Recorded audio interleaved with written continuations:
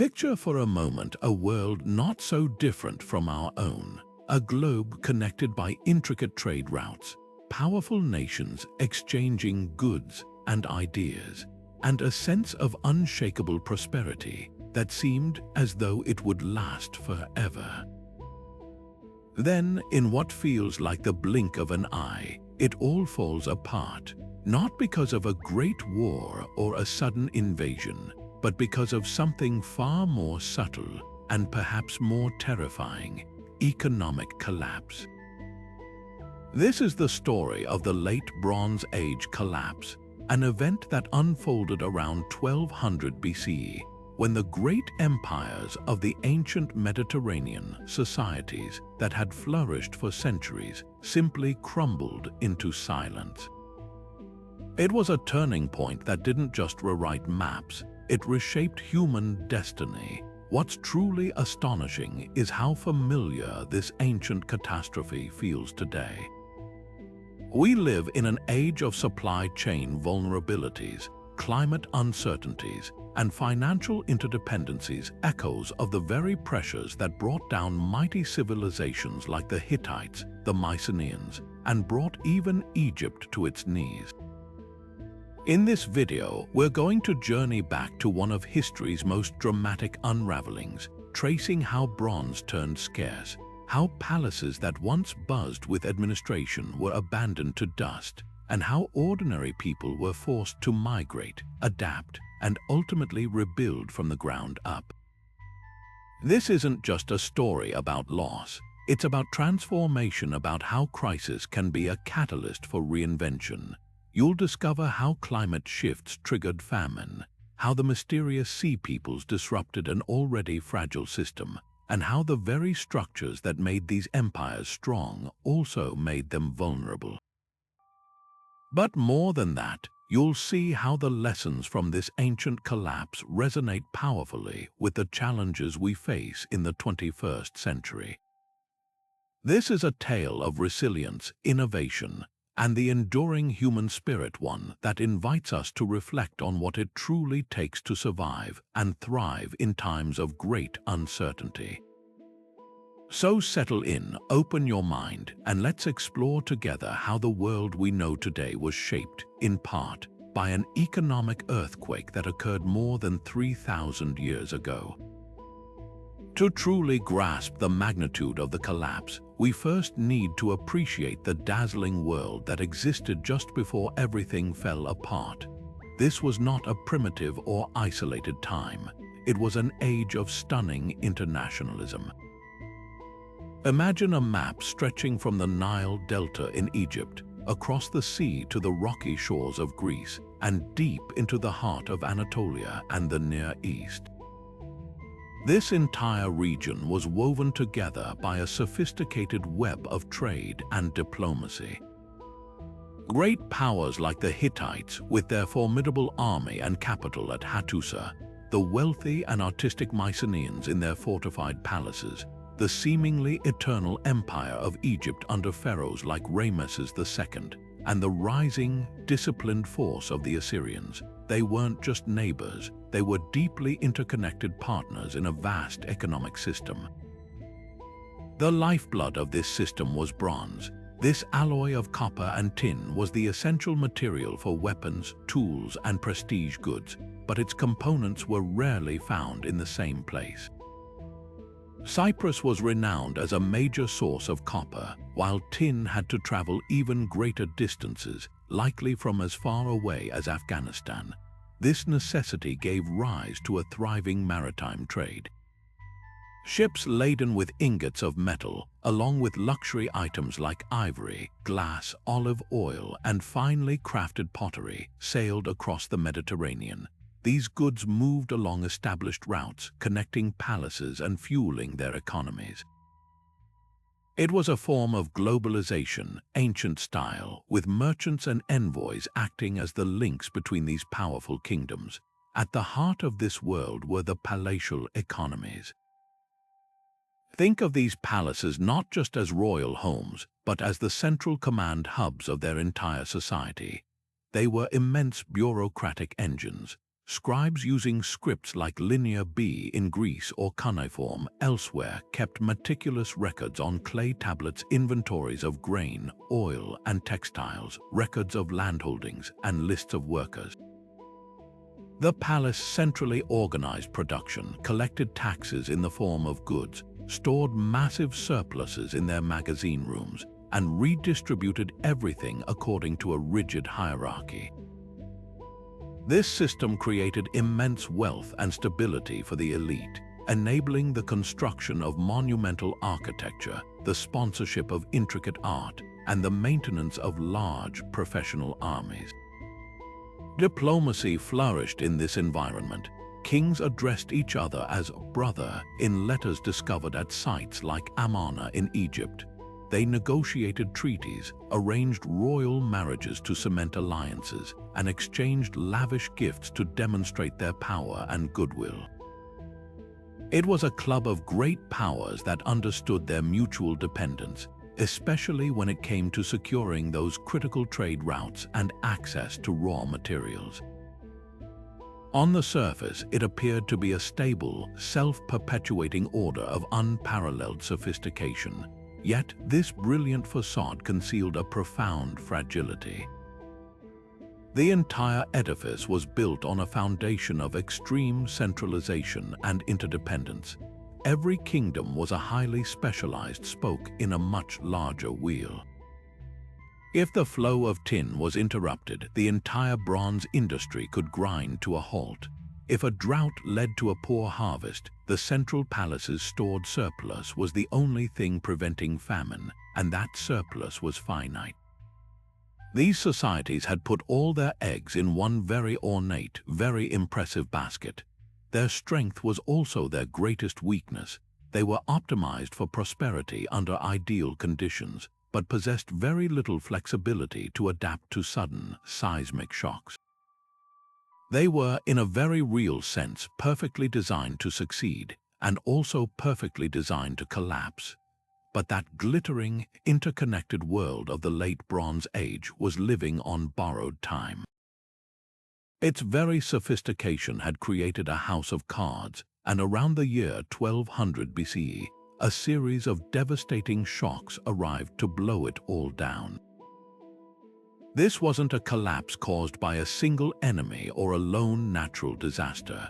Instead, it was a catastrophic convergence of multiple crises, each one amplifying the others until the entire system was overwhelmed. Think of it as a perfect storm of antiquity, where environmental disaster, foreign invasion, and internal decay all collided at once. The first and perhaps most fundamental trigger was a dramatic shift in the climate. Scientific evidence from tree rings, sediment cores, and ancient pollen records paints a clear picture. The eastern Mediterranean was hit by a prolonged period of severe drought and cooling temperatures. This wasn't just a few bad harvests, it was a mega-drought that likely lasted for decades. For societies whose entire existence was tethered to agricultural surplus, this was a death sentence. Rivers shrank, water sources dried up, and fields that once produced abundant grain withered under the sun. Famine began to stalk the land, weakening populations and making them vulnerable to disease. The great palaces, with their stored wealth of grain, could only hold out for so long before their reserves were exhausted, leaving them unable to feed the people who depended on them for survival. As if the environmental catastrophe wasn't enough, a second, more violent force erupted from the sea. Ancient Egyptian inscriptions and reliefs from the reigns of pharaohs like Merneptah and Ramesses III describe waves of invaders they mysteriously called the Sea Peoples. To this day, historians debate their exact origins. Were they displaced groups from Anatolia, the Aegean, or elsewhere? What is clear is that they were not a unified army but a confederation of different tribes, moving by ship and by land, attacking coastlines and burning cities. They were both a symptom and a cause of the collapse. It's likely they were themselves on the move because their own homelands had been rendered uninhabitable by the same climate change and resource shortages plaguing the empires. They became a destructive feedback loop, fleeing one disaster only to become the instrument of another elsewhere. Their impact was devastating. They severed the vital maritime trade routes that were the lifelines of the Bronze Age economies. Port cities like Ugarit in modern-day Syria sent desperate, unanswered letters to allies pleading for help as the invaders approached. With trade paralyzed, the flow of essential tin and copper ceased. Suddenly, empires couldn't forge new weapons to equip their armies or make new tools for their farmers. The very material that defined their age became impossibly scarce, crippling their military and economic power at the worst possible moment. Meanwhile, the third element of this crisis was brewing from within. Faced with famine, the loss of trade, and the inability of their central governments to protect them, ordinary people lost faith in the system. The rigid, top-down palatial economy had no contingency plan for a disaster of this scale.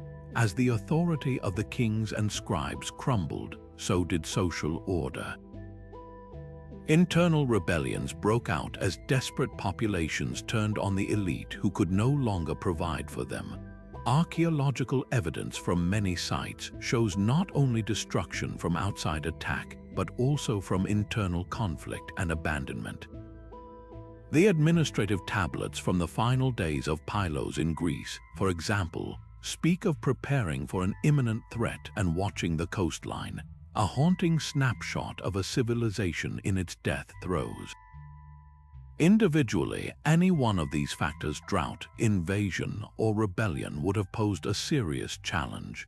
But together, they created a cascade of failure that was impossible to stop. The drought caused famine, which led to internal unrest and migration.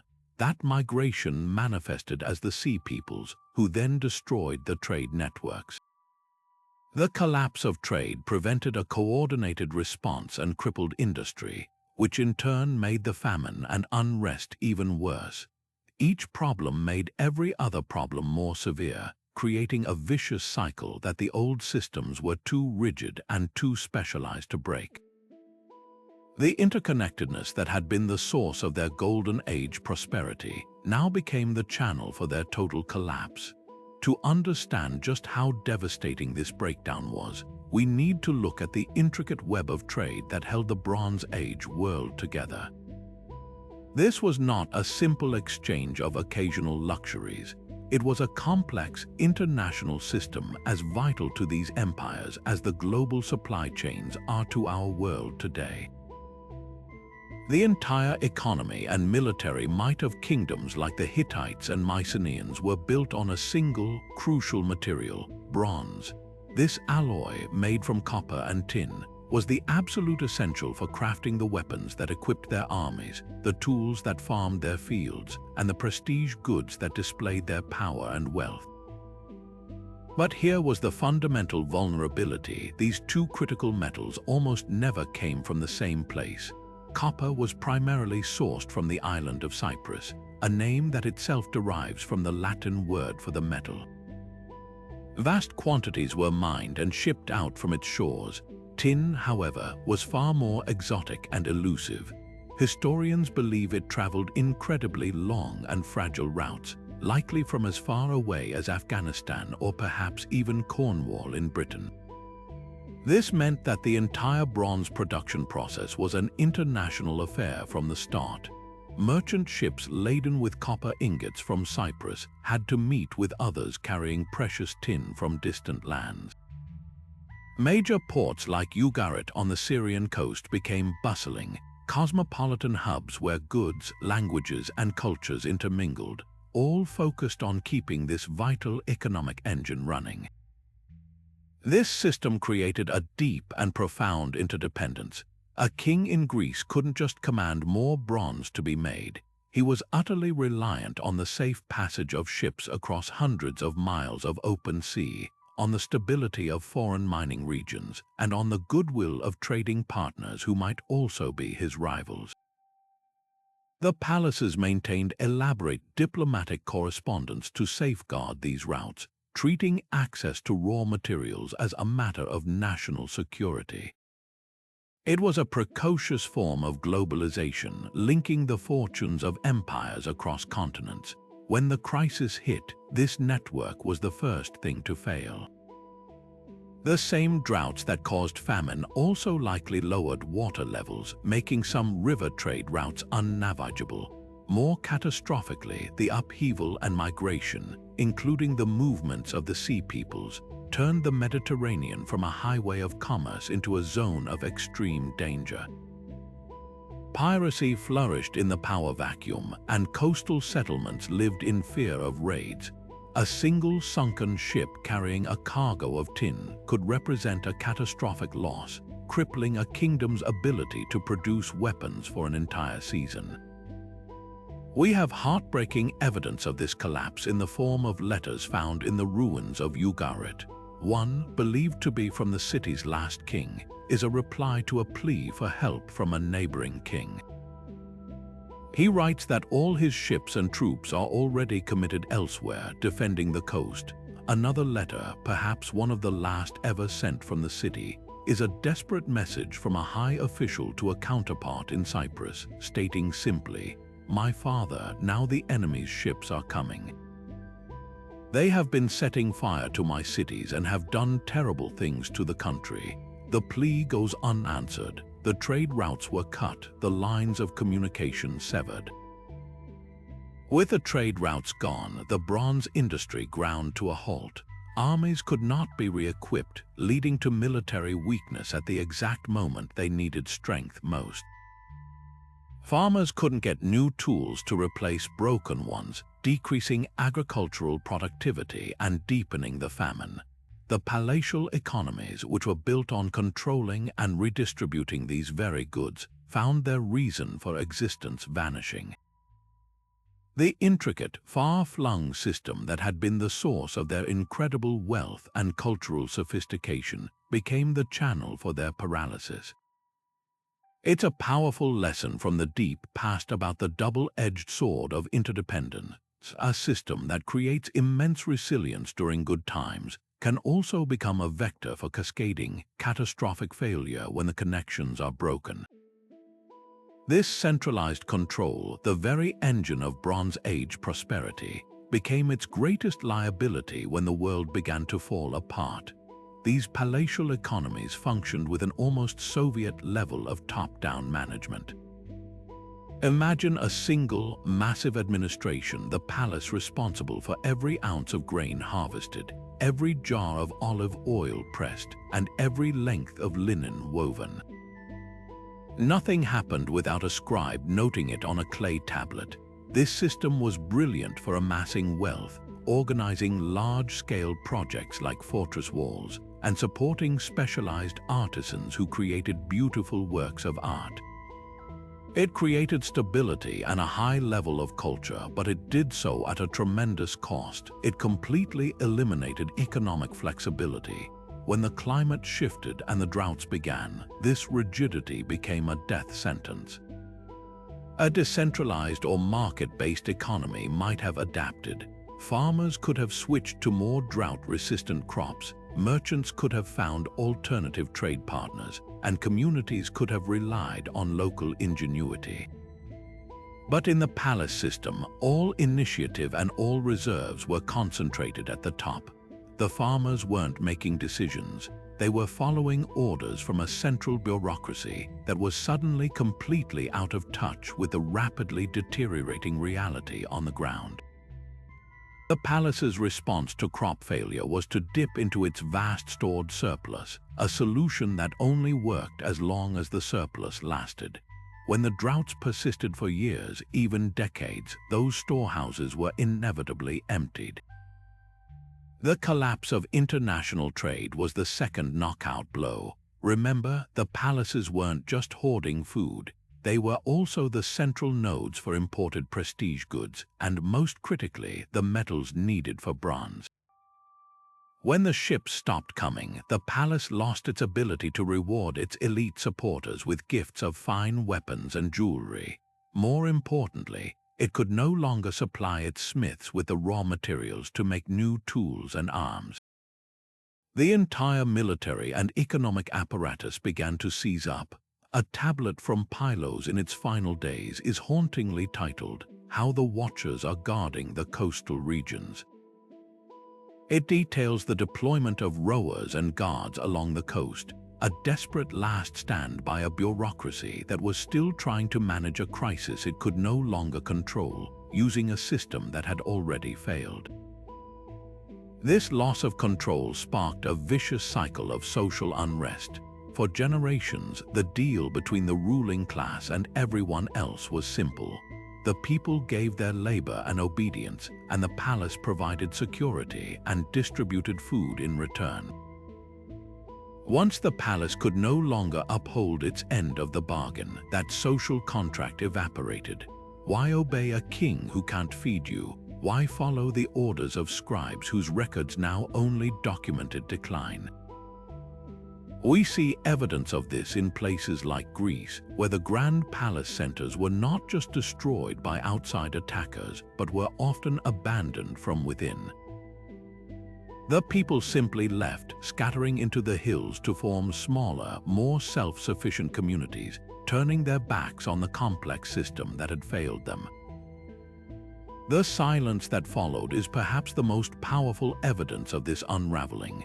The meticulous clay tablets, the inventories, the ration lists, the diplomatic letters simply ceased. The art of writing itself, which existed primarily to serve the palace bureaucracy, vanished for centuries in Greece. This wasn't just a political collapse, it was the total disintegration of an entire way of organizing human society. The palatial economy had so thoroughly monopolized power, production, and knowledge that when it fell, it left a vacuum almost impossible to fill immediately. It's a stark lesson from the ancient world about putting all your eggs in one basket, no matter how golden and impressive that basket may seem. True resilience isn't found in the size of your stockpile, but in the adaptability of your system. And so, with the foundations of their world crumbling around them, ordinary people faced an impossible choice: stay and face almost certain starvation and violence, or abandon everything they knew and gamble on a perilous journey into the unknown. This was the human dimension of the collapse, not just the fall of kings and palaces, but a vast, desperate tide of humanity set in motion. We're not talking about small family groups moving to the next valley.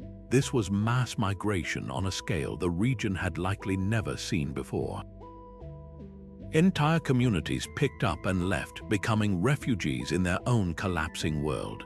They moved by any means possible, on foot with their few possessions in carts, or in rickety boats hugging the coastline, all pushed by the relentless forces of famine and pulled by the faint hope of stability somewhere, anywhere else. This mass movement of people inevitably led to violent confrontation. Imagine the perspective of a settled community, perhaps in a still functioning town in the Levant.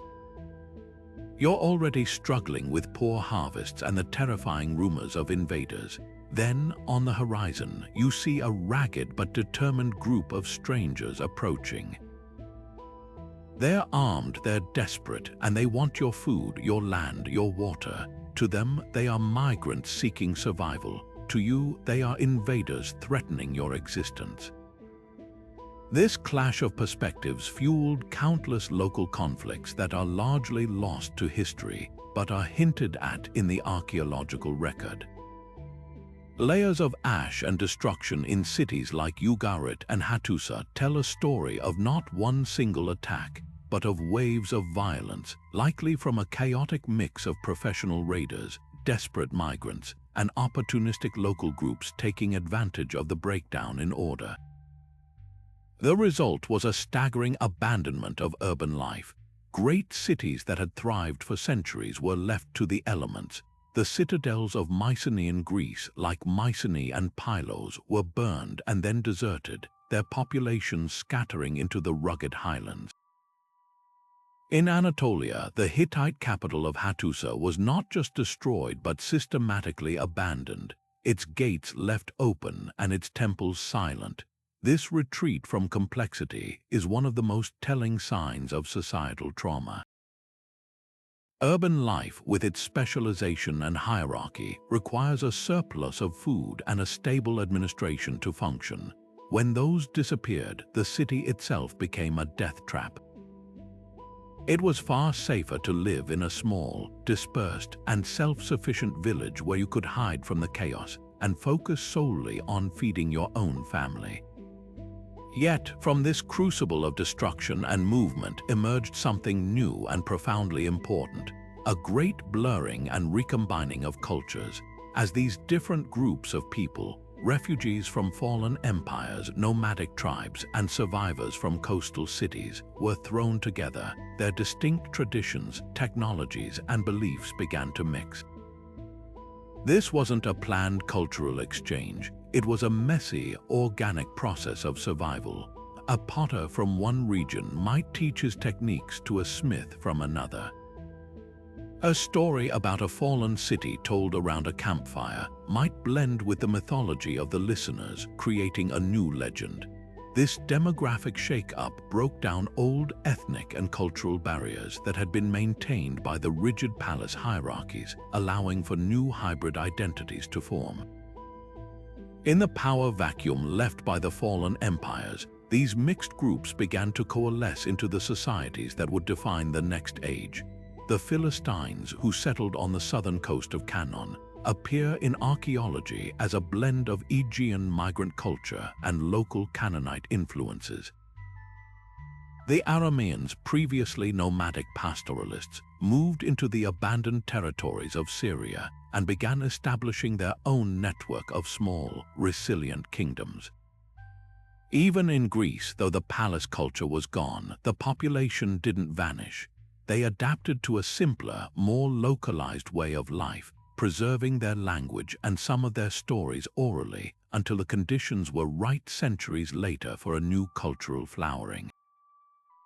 This period of immense suffering and displacement, therefore, was not an end but a violent and chaotic reset, a forced intermingling that cleared the ground for the entirely new civilizations of the Iron Age to eventually take root. Out of the ashes of this systemic failure, a remarkable transformation began to take root. The very scarcity that had crippled the old bronze-based empires now became the mother of invention. With the international trade routes shattered, the once steady flow of tin and copper vanished, making the production of new bronze weapons and tools nearly impossible. This crisis, however, forced a technological pivot that would ultimately redefine human civilization: the widespread adoption of ironworking.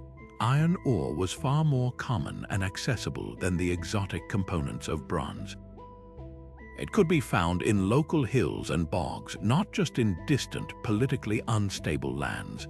The knowledge of working iron had existed for centuries, but it was a difficult and complex process, requiring higher temperatures and more skill than bronze smelting.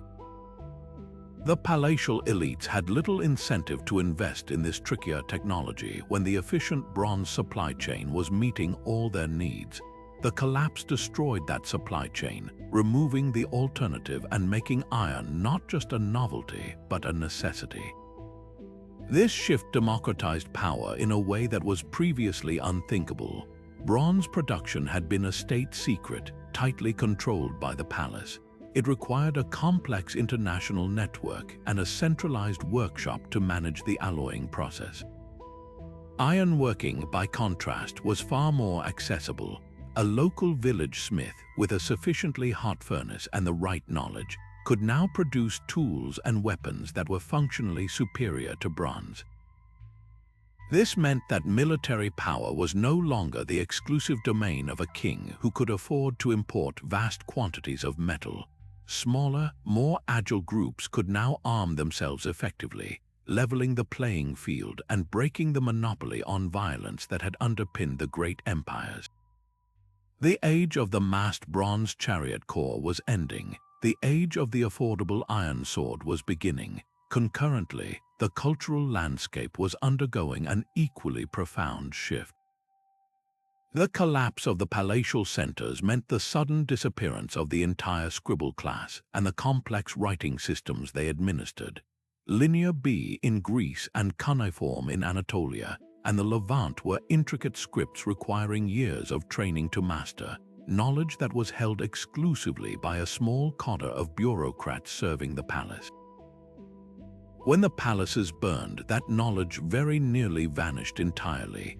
This created a vacuum, one that was filled by a far simpler and more adaptable technology, alphabetic writing. Early alphabets derived from Phoenician scripts used a small set of symbols to represent sounds rather than the hundreds of complex syllabic signs required by older systems. This was a revolutionary development in accessibility. You didn't need a lifetime of specialized training to learn it. A merchant could use it to keep accounts, a poet to record verses, or a farmer to mark ownership. This explosion of smaller, more flexible communities, empowered by new technologies, fostered a cultural environment ripe for innovation. Without a towering central authority dictating artistic styles, religious practices, and economic rules, regional variations flourished. People were free to experiment, to blend traditions from the scattered refugees and migrants, and to develop new forms of social organization. The grand, monolithic ideologies of the palace temples gave way to more personal, portable forms of spirituality. The hero-centric myths of the Mycenaeans, for instance, might have been preserved and transformed by oral poets during the Greek Dark Ages, eventually evolving into the epic tales of Homer that would define classical Greek culture centuries later. This period of fragmentation, though often seen as a dark age, was in fact a crucial incubation period. It was a time when the old, rigid structures were broken apart, allowing for the recombination of ideas and the emergence of new, more resilient systems that were better suited to a volatile world. The collapse didn't just destroy a world, it cleared the ground for a new one to be built, not on the brittle foundation of centralized control, but on the adaptable, decentralized principles of innovation and accessibility. To understand the sheer scale of this collapse, we need to focus on one of its most dramatic and complete victims, the Hittite Empire. Just decades before the Great Unraveling, the Hittites were not just a regional power, they were a superpower and equal to Egypt and Assyria. From their rugged heartland in Anatolia, modern-day Turkey, they commanded a formidable army with cutting-edge chariot technology and negotiated treaties as equals with pharaohs. Their capital, Hattusa, was a marvel of ancient engineering, a massive fortress city perched on a rocky plateau, protected by monumental walls and towering gateways adorned with lions and sphinxes. This was the nerve center of an empire that controlled a vast swath of territory and held sway over a network of vassal kingdoms. Their sudden and total disappearance from history is one of the ancient world's most enduring puzzles. The empire's downfall wasn't caused by a single blow, but by a combination of internal weaknesses and external shocks that it could no longer withstand. Internally, the Hittites were grappling with a crisis of succession and growing unrest among their subordinate states. The royal line was often fraught with intrigue and power struggles, which weakened central authority at the worst possible time. More critically, their empire was built on a fragile economic foundation. Anatolia is a land of limited agricultural land, and the Hittite heartland was heavily dependent on grain shipments from their fertile territories in Syria to feed their dense urban population. This made them incredibly vulnerable to any disruption in those supply lines. Furthermore, their military supremacy relied on that steady flow of bronze, just like everyone else, leaving them exposed to the same trade collapse that was paralyzing the entire region. Then came the environmental catastrophe. Tree ring data and other paleoclimatic evidence strongly indicates that Anatolia was hit exceptionally hard by the prolonged droughts of the late 13th century BC. The Hittites' own prayers and rituals, preserved on clay tablets, plead with the gods to end devastating famines and bring back the rains, a desperate testament to their suffering. Their carefully managed grain stores dwindled, leading to hunger, social unrest, and an inability to supply their army. This internal decay made them a ripe target for the external threats now crashing against their borders. From the west, waves of mysterious attackers, often grouped with the Sea Peoples, began raiding their coastlines. From the north, nomadic tribes like the Cascades saw a weakened empire and intensified their pressure on the vulnerable northern frontiers. The final act was swift and brutal. Archaeological excavations at Hattusa tell a story of a sudden, violent end. The city shows clear signs of a massive, coordinated fire. The grand palaces and temples, once filled with the administrative hustle of the empire, were burned to their foundations. Yet, intriguingly, there is a curious lack of evidence for a prolonged siege or a great battle within the walls. This has led many scholars to a chilling conclusion. The capital may have been abandoned deliberately by its remaining leadership and then set ablaze, either by departing Hittites to deny resources to invaders or by the attackers themselves. What is undeniable is the silence that followed. The thousands of cuneiform tablets, the diplomatic letters, the legal codes, the religious texts simply stop. The voice of the Hittite Empire was extinguished in an instant.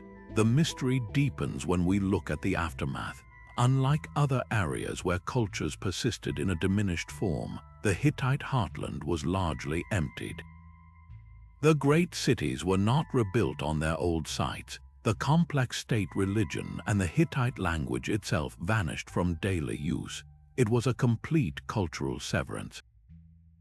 For centuries, the empire was forgotten, existing only as a faint memory in biblical and Egyptian records, until archaeologists began piecing together its story from the ruins in the 19th and 20th centuries. The fate of the Hittites stands as the ultimate cautionary tale of the late Bronze Age collapse.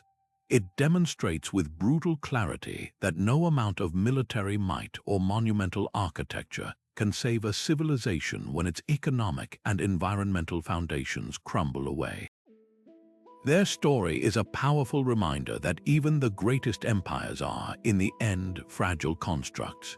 While the Hittite Empire's fall was total and its heartland abandoned, the story of Mycenaean Greece reveals a different kind of collapse, one not of utter disappearance, but of a staggering cultural and social regression. This was a civilization at its zenith around 1300 BCE, a world of warrior kings ruling from magnificent fortified citadels like Mycenae, Turin, and Pylos. Their palaces were administrative powerhouses. Their walls were so colossal that later Greeks would believe they were built by giants, the Cyclopes, and their influence stretched across the Aegean. Yet, within a century, this brilliant edifice had crumbled, plunging Greece into a period often called the Dark Age, a 400-year twilight where the art of writing was lost, monumental architecture ceased, and the intricate web of international trade was severed. This was not an invasion that replaced one culture with another. It was a systemic failure that caused a society to forget its own complexity.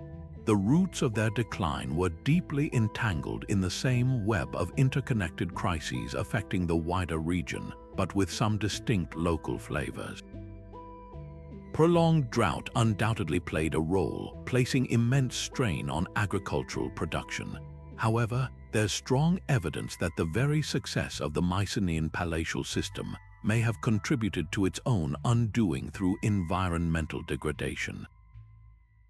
Centuries of intensive farming to support the dense population around the palaces likely led to widespread soil exhaustion and deforestation. The land, overworked and stripped of its protective tree cover, would have become increasingly less productive and more susceptible to erosion, especially when the rains did finally come, washing away the precious topsoil. This created a vicious cycle. As yields dropped, the palace's ability to feed its population and maintain its extensive bureaucracy weakened, making it even more vulnerable to the next shock. That next shock was the catastrophic disruption of Mediterranean trade. The Mycenaeans were seafarers and traders, deeply integrated into the international bronze network. Their pottery has been found from Sicily to the Levant, a testament to their far-reaching connections. They relied on imports of tin and luxury goods just as much as their Hittite and Egyptian counterparts. When the Sea Peoples and widespread piracy made the seas impassable, this lifeline was cut. Suddenly, the palace workshops could no longer produce new bronze goods, crippling both their military effectiveness and their economic model, which was based on the redistribution of these prestige items to loyal followers. The intricate system of recorded exchanges, meticulously tracked on clay tablets using the Linear B script, was rendered meaningless when there was nothing left to record or redistribute. This economic paralysis inevitably fueled intense social unrest. The Mycenaean world was highly stratified, with a small elite of wanaks or kings, and a large class of farmers, herders, and artisans who supported them. The social contract was simple. The people provided labor and goods, and the palace provided security, organization, and distribution of food in times of need. Once the palace could no longer uphold its end of the bargain, once the storehouses were empty and the king's soldiers could no longer protect the coastline, the entire hierarchy lost its legitimacy. Why continue to send your grain to a central authority that can no longer protect you or feed you in return? Archaeological evidence suggests that in many places, this led not to a unified rebellion, but to a gradual, silent abandonment. People simply voted with their feet, leaving the great centers to fend for themselves and retreating into the more isolated, defensible hills of the Greek interior.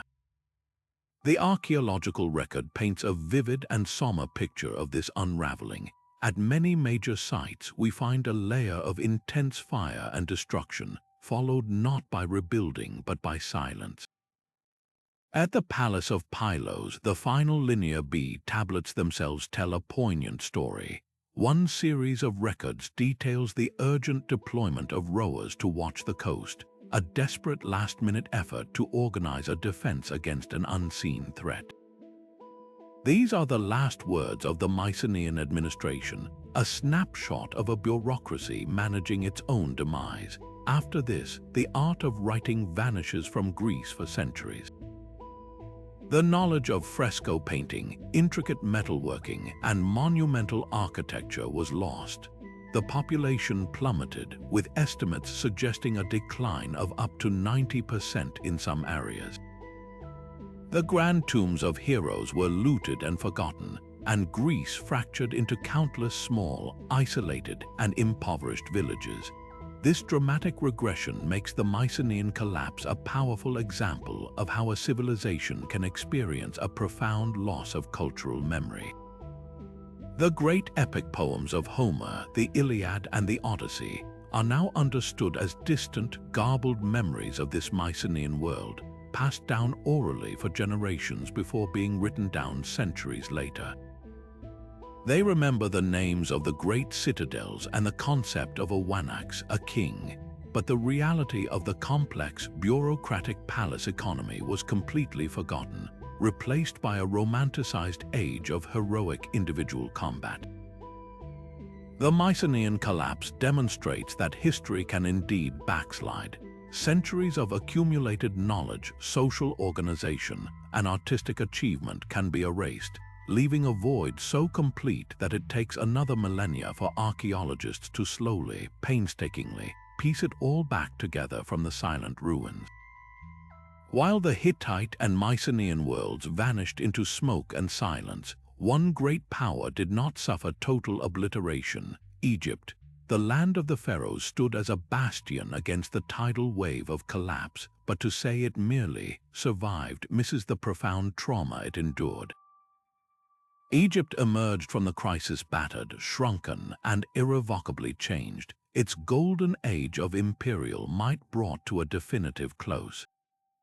Its experience offers a fascinating counterpoint, a story not of utter disappearance, but of managed decline and painful adaptation, showing how even the most resilient and wealthy of civilizations could be bent to the breaking point by the pressures of the age.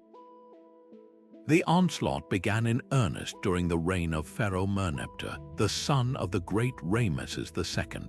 An inscription from the 5th year of his rule, known as the Israel Stele, provides one of the most vivid first-hand accounts of the crisis. It describes a massive coalition of invaders, the Libyans, and their allies from the northern seas, launching a full-scale assault on the Nile Delta. The stele boasts of a great victory, claiming the slaughter of over 6,000 Libyans and uncountable sea peoples. But the very need to record such a desperate battle reveals the scale of the threat. This was not a minor border skirmish, it was a fight for the survival of Egypt itself. Merneptah's victory bought the kingdom a temporary respite, but it was a clear warning sign that the old order was under dire threat. A generation later, the storm arrived in full force under Ramesses III, often called the last great pharaoh of the New Kingdom. His mortuary temple at Medinet Habu is covered in dramatic reliefs that depict a series of epic, apocalyptic struggles. The inscriptions describe a coordinated, multi-pronged invasion by land and sea, with the foreign countries conspiring in their islands and sweeping through the Near East, leaving no kingdom standing in their wake. In two great battles, one at the mouth of the Nile and another on land in Jahi, modern-day Palestine, Ramesses claims to have utterly defeated these forces, showing scenes of chaotic naval combat and Egyptian archers mowing down waves of enemies. These victories were monumental, and they secured Egypt's heartland from conquest, but they came at a staggering cost. The economic drain of mobilizing the entire kingdom for total war emptied the royal treasuries that had been filled by generations of conquest and trade. The true cost of survival was the loss of Egypt's empire.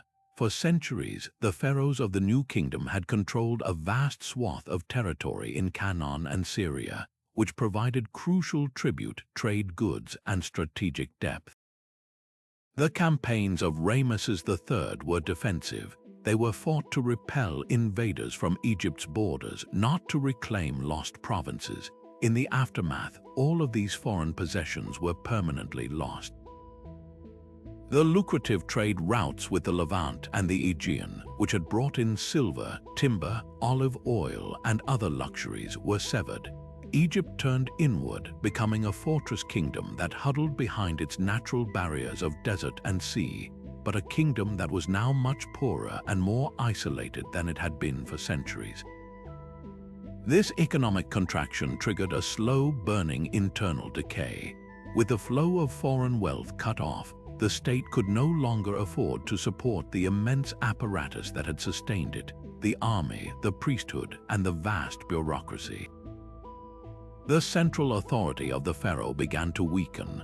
Just decades after Ramesses III's death, the kingdom slid into a period of severe inflation, food shortages, and civil unrest. The workers of the royal tombs at Deir el-Medina, the ancient equivalent of a state-funded skilled labor force, staged history's first recorded labor strikes because their grain rations were months overdue. This was a stunning sign of the state's failure to uphold its most basic promises to its people. This loss of royal prestige culminated in a political collapse. The 20th dynasty ended not with a glorious pharaoh, but with a series of weak rulers and the ascent of the powerful high priests of Ammon in Thebes, who effectively ruled Upper Egypt as a separate state. By the end of the 11th century BC, the New Kingdom was over, and Egypt fractured into multiple smaller polities.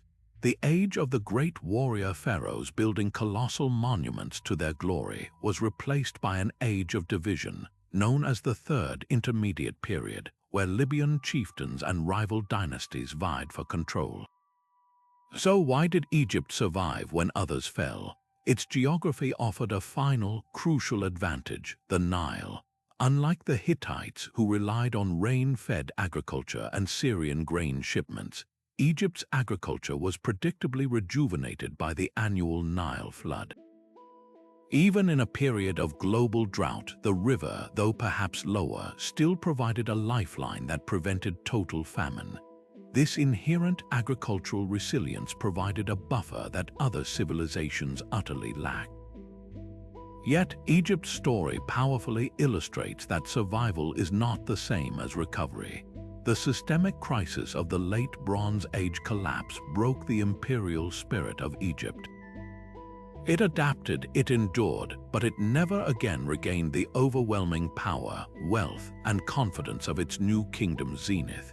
It became a shadow of its former self, a living monument to the fact that even the mightiest civilization can be humbled and permanently transformed by a perfect storm. Yet, in the silence left by the fallen giants, the sound of new life began to stir.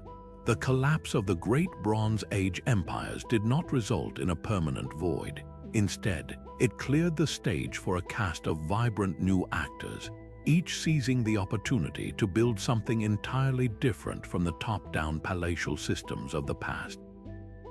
Where once a handful of superpowers had dominated through rigid control, a mosaic of smaller, more agile societies now emerged, proving that from the ashes of centralization, innovation and resilience could flourish. This was not a dark age of emptiness, but a dawn of reinvention, where the very lessons of the collapse were being written into new forms of commerce, governance, and identity. Foremost among these new powers were the Phoenicians, a people inhabiting the narrow coastal strip of what is now Lebanon. With the Hittite Empire gone and Egyptian influence withdrawn, the great ports of the Levant were theirs to command. But rather than rebuild a territorial empire, the Phoenicians perfected something far more enduring: a decentralized commercial network. Their greatest innovation was not a product but a process: maritime trade on an unprecedented scale. They built the finest ships of the age, stout vessels capable of braving the open sea, and they sailed where others had only hugged the coast.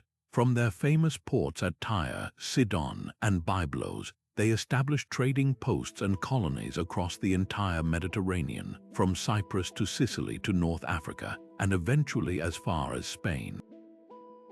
Their most famous colony, Carthage, would one day rival Rome itself, but their most profound legacy was arguably an invention born from bureaucratic necessity: the alphabet. Unlike the complex, arcane writing systems of the palace scribes, which required years of training, the Phoenician alphabet was brilliantly simple.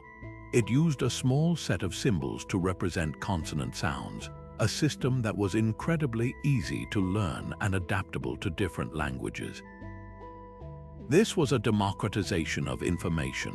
A merchant could now keep his own accounts, a sailor could note a navigational bearing, and a poet could record a verse without needing a royal court to validate it. This portable, accessible technology would spread like wildfire, adopted and adapted by the Greeks and others, becoming the bedrock of literacy in the Western world. The Phoenicians showed that influence could be exerted not through military conquest, but through commerce and cultural exchange. Inland, in the highlands of Canaan, another transformative process was unfolding. The collapse of Egyptian and Canaanite city-state authority created a space for new social and political structures to coalesce. Here, groups known collectively as the Israelites were moving from a loose confederation of tribes towards the formation of a unified monarchy. Their story, as preserved in later biblical texts, reflects a conscious rejection of the old imperial models. Their early kings, Saul, David, and Solomon, were not god kings like the pharaohs, but figures bound by law and covenant. The centralizing project of building a capital in Jerusalem and a temple was a bold attempt to create a stable, unified identity, but it was always tempered by a powerful undercurrent of tribal independence and prophetic critique of centralized power. This internal tension between the allure of empire and the call for a more distributed, covenant-based community was a direct response to the world they had seen fall apart. Their foundational narratives of exodus from slavery and liberation from oppressive power can be read as a profound commentary on the collapsed Bronze Age order. They were building a kingdom, but they were also crafting a new idea of nationhood rooted not solely in a king's command, but in a shared law and a shared story. This model of a people united by faith and law, rather than just by a palace economy, would prove to be astonishingly resilient, capable of enduring even the loss of their state and their temple centuries later. Meanwhile, across the fractured landscape of Syria and northern Mesopotamia, the Arameans were mastering a different kind of power, the power of connectivity. They were a collection of semi-nomadic tribes who moved into the political and economic vacuum, establishing a network of small, thriving kingdoms like Damascus, Hamath, and Bit Bahini. Their genius lay not in empire building, but in becoming the indispensable intermediaries of the new age. They positioned themselves at the crossroads of the surviving trade routes, and their language, Aramaic, became the new lingua franca of the Near East, gradually supplanting Akkadian, the diplomatic language of the collapsed empires. Aramaic's success was due to its simplicity and the practicality of writing it on parchment or papyrus with ink, as opposed to the cumbersome clay tablets of the cuneiform tradition. This made record-keeping and communication faster, cheaper, and far more mobile.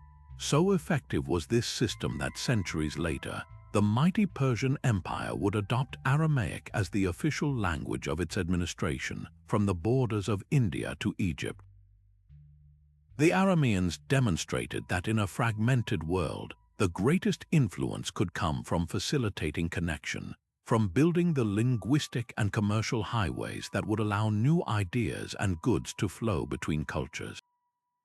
Their legacy was a web that tied the new world together, enabling the next chapter of history to be written on a truly international scale. The story of these rising powers is a powerful testament to the fact that collapse, while devastating, is not an end. It is a brutal, involuntary reset that shatters old constraints and creates space for experimentation. The Phoenicians, Israelites, and Arameans did not try to resurrect the brittle, centralized models of the Bronze Age. They pioneered nimble, networked, and ideologically innovative alternatives that were better suited to a volatile and interconnected world. Their ascent reminds us that after the fire, the forest does not merely grow back the same. New and hardier species often take root, forever changing the landscape. Out of the wreckage of the old command economies, a new economic spirit began to stir, one not dictated by royal scribes but driven by the ingenuity of merchants and the needs of everyday people. The rigid, top-down palatial system had proven to be a spectacular failure in the face of crisis. Its collapse, while devastating, ripped away the constraints that had stifled economic experimentation for centuries. In its place, a more fluid, decentralized, and resilient model began to emerge across the eastern Mediterranean. This wasn't a planned revolution, but a practical adaptation to a world where no single power could guarantee safety or supply. The survivors of the collapse, scattered and humbled, were learning the hard way that putting all your economic eggs in one golden, palatial basket was a recipe for disaster. Their response was to build systems that could bend without breaking, fostering an era of remarkable innovation that would lay the groundwork for the classical world. One of the most significant shifts was the move away from a purely redistributive economy towards genuine market-based trade. In the Bronze Age, value was assigned by the palace. A jar of oil was worth what the central administration said it was worth, primarily for taxation and rationing purposes. After the collapse, with those administrations gone, value became a matter of mutual agreement between a buyer and a seller. We start to see evidence of marketplaces, open areas in growing towns where farmers, herders, and artisans could bring their surplus goods and barter or sell them directly to one another. This was economic democracy in its earliest form. The value of a pot was no longer set by a distant bureaucrat, but by how much a family needed it and what they were willing to offer in return. This direct exchange created a more responsive and efficient system, where production was guided by actual demand rather than by a central plan that could be completely out of touch with reality. This new environment was the perfect incubator for private enterprise and the rise of a merchant class. Under the old system, long-distance trade was often a state-sponsored affair, with palace agents overseeing the exchange of royal goods. Now, individuals could seize the opportunity. A savvy trader with a small boat could load it with olive oil from a local press, sail to a neighboring island, and trade it for fine pottery, turning a personal profit on the return journey. This wasn't about enriching a far-off king. This was about building individual wealth and security. The Phoenicians epitomized this new model. They weren't conquering vast territories to build an empire. They were establishing a network of trading posts and colonies, each a node in a vast commercial web. Their success was based on the quality of their goods' vivid purple dye, exquisite glassware, sturdy timber, and their reputation as reliable business partners, not on the decrees of a god-king.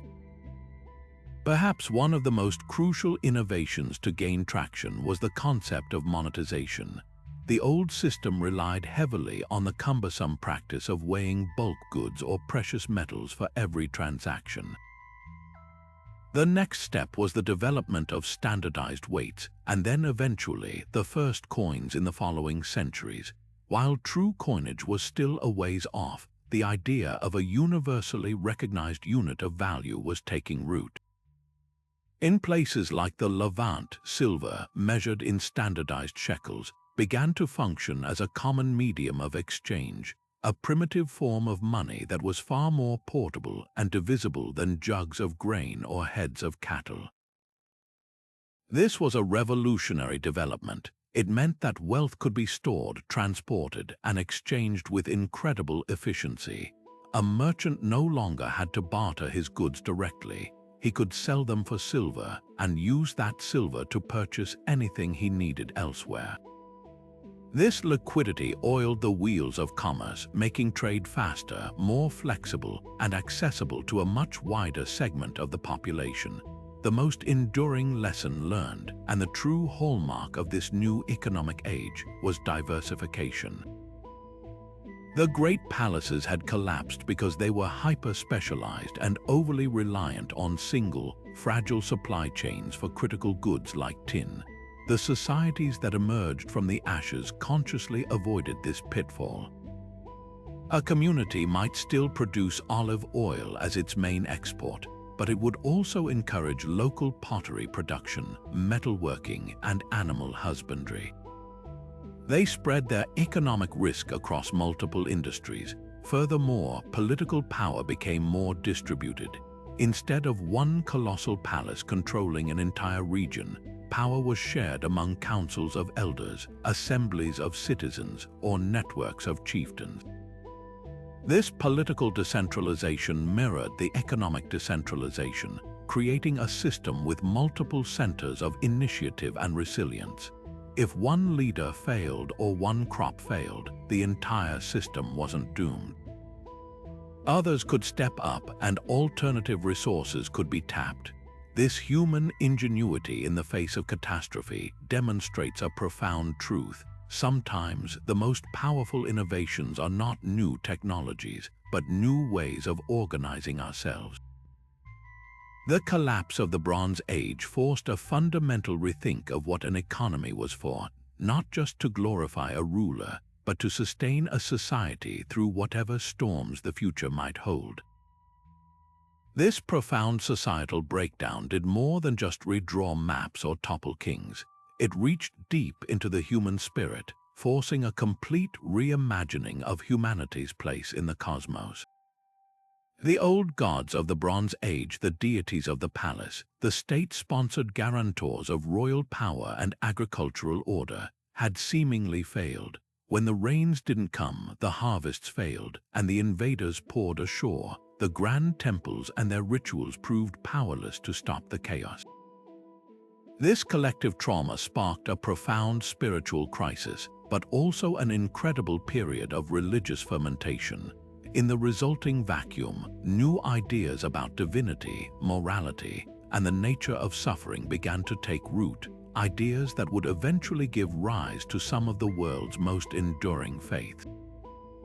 One powerful theme that emerged from the ashes was a shift towards a more personal and moral relationship with the divine.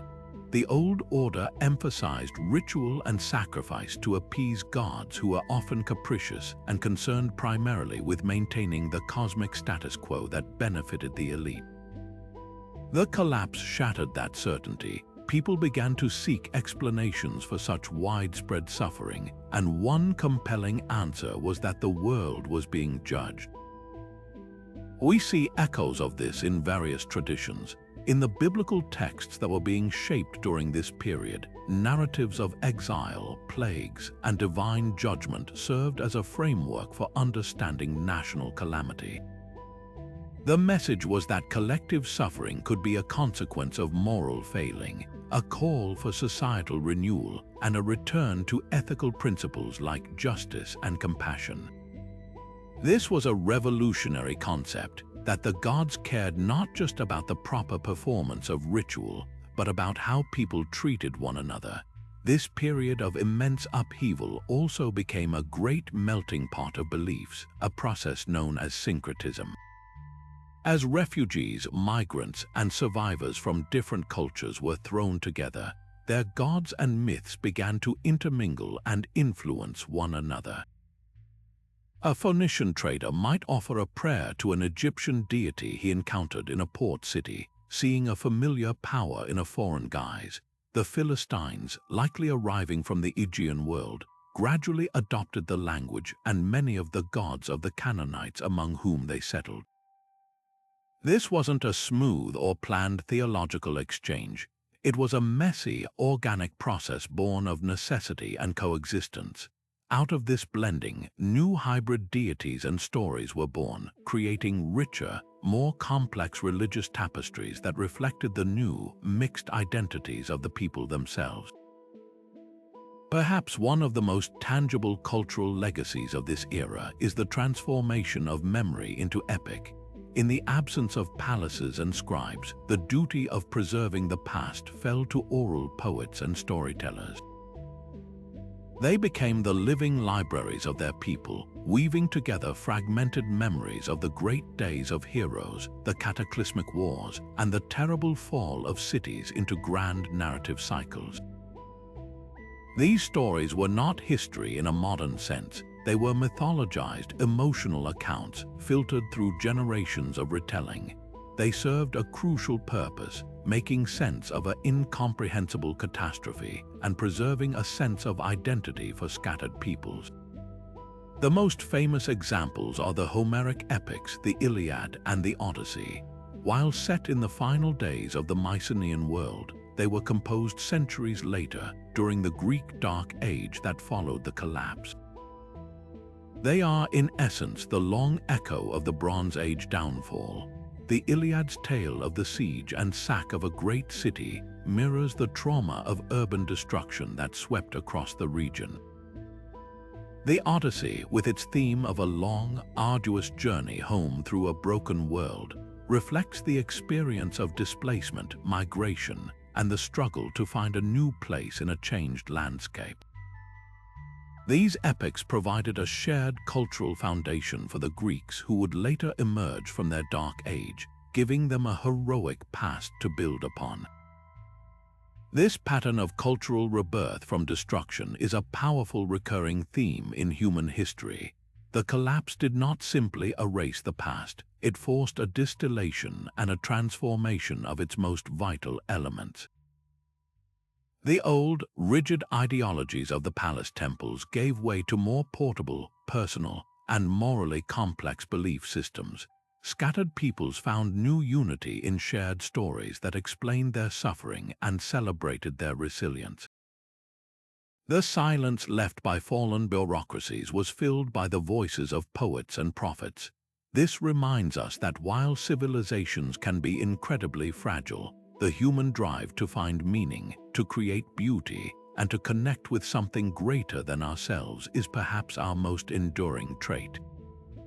The greatest legacy of the collapse may not be what was lost, but what was forged in the fire: new ideas about faith, community, and identity that would eventually shape the classical world and, through it, our own. If there is a single, overriding lesson to be gleaned from the smoldering ruins of the late Bronze Age, it is that resilience is not about being the strongest or the wealthiest, but about being the most adaptable. The mighty empires that vanished, the Hittites with their impregnable fortresses, the Mycenaeans with their elaborate bureaucracies, were monuments to rigid power. They were optimized for a specific, prosperous world, and when that world changed irrevocably, they could not bend, and so they broke. In stark contrast, the societies that weathered the storm, or even rose from it, did so not through monumental strength, but through a set of flexible, pragmatic principles that are just as relevant to our modern world as they were 3,000 years ago. The first and perhaps most crucial lesson was diversification. The palatial economies had placed all their bets on a single, incredibly complex system: international bronze trade and centralized agricultural storage. It was a high-risk, high-reward strategy that failed catastrophically when its many dependencies collapsed. The survivors learned to spread their risk. We see this in the archaeological record of the early Iron Age, where communities show evidence of a much broader economic base. A single village might engage in subsistence farming, but also herding, small-scale pottery production, and local metalworking. They weren't reliant on one crop, one trade route, or one source of income.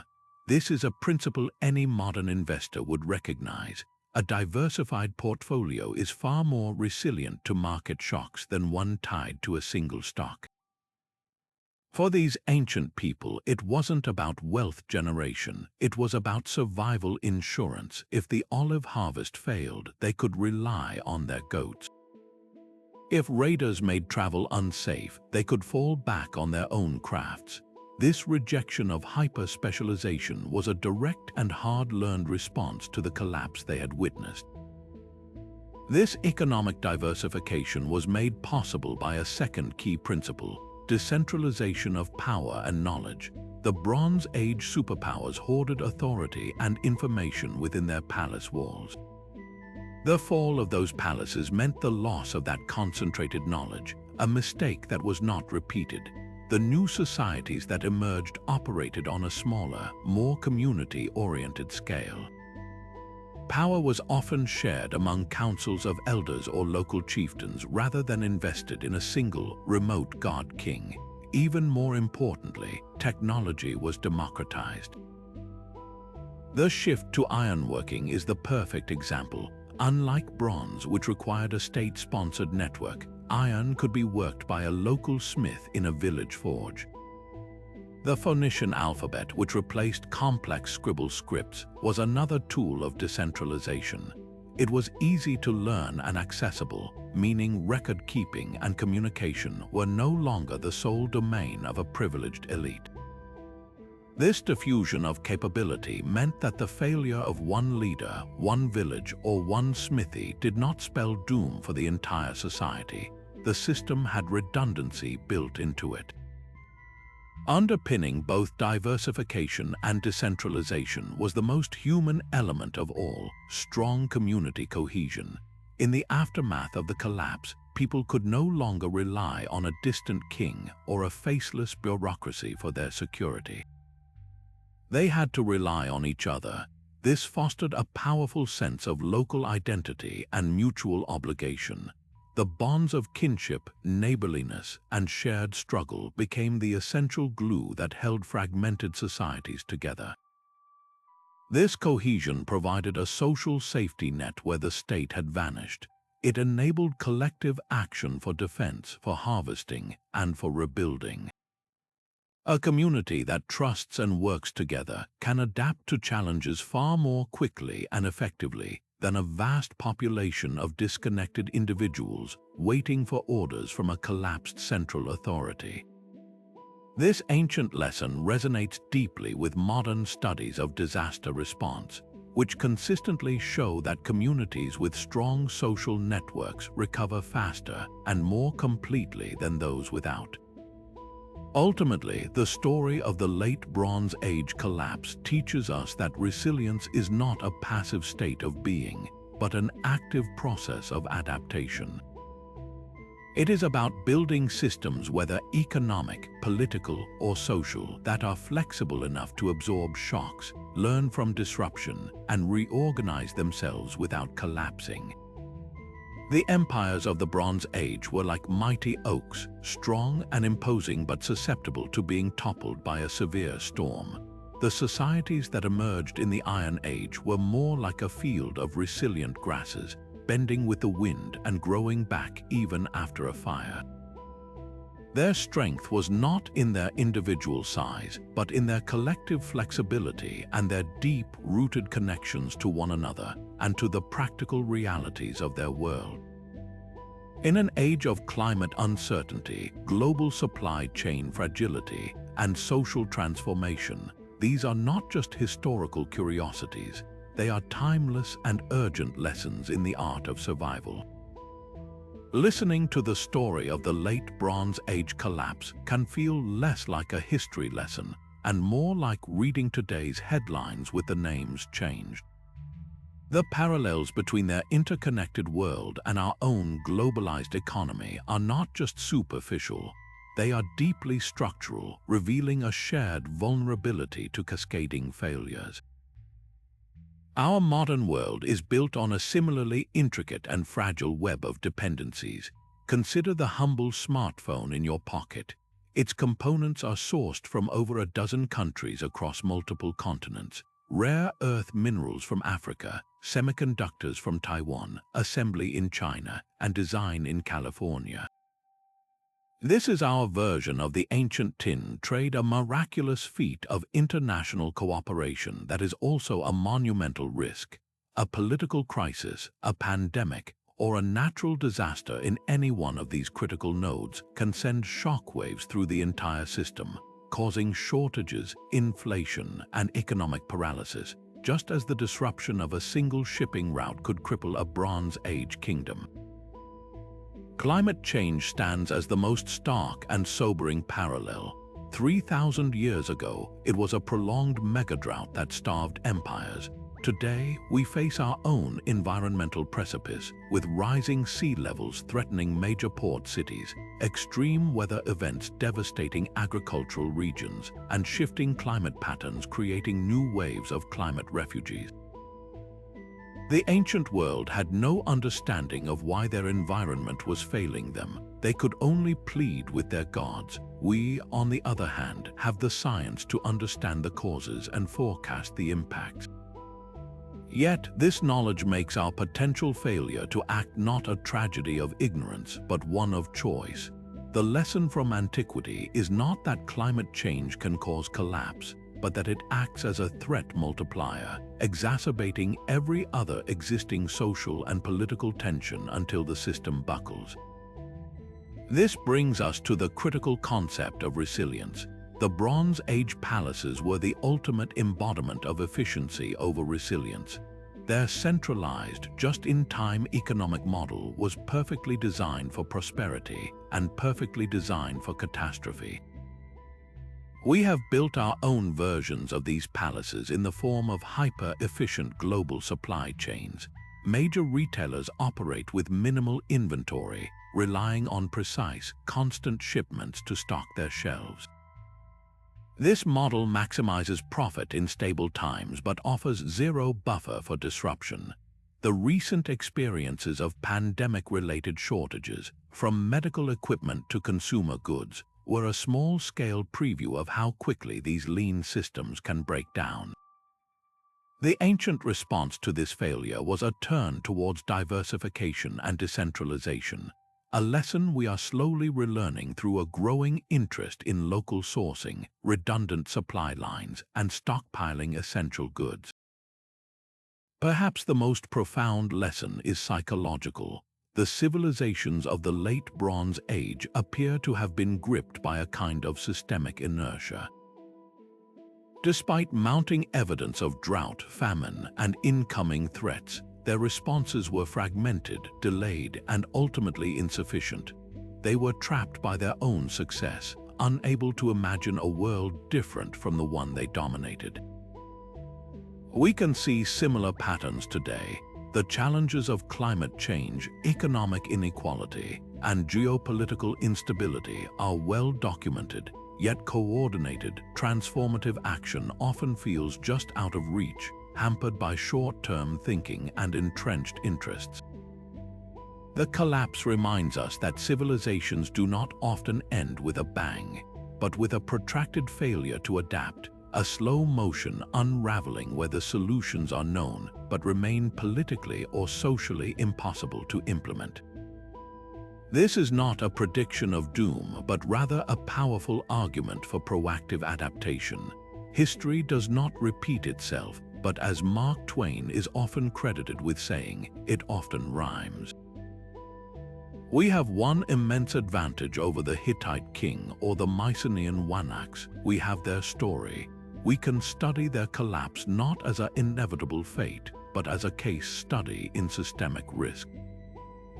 Their experience urges us to build more flexibility into our systems, to value redundancy over pure efficiency, and to strengthen local communities as the first line of defense against global shocks. It encourages investment in sustainable energy and agriculture, not just as an environmental goal, but as a fundamental national security priority. The end of the Bronze Age was not a full stop, but a semicolon. It was followed by a period of darkness, but then by the rise of the classical world. Our goal is to learn from their collapse to navigate our own period of upheaval, aiming not for a dark age, but for a transformation that leads to a more resilient, equitable, and sustainable chapter for humanity.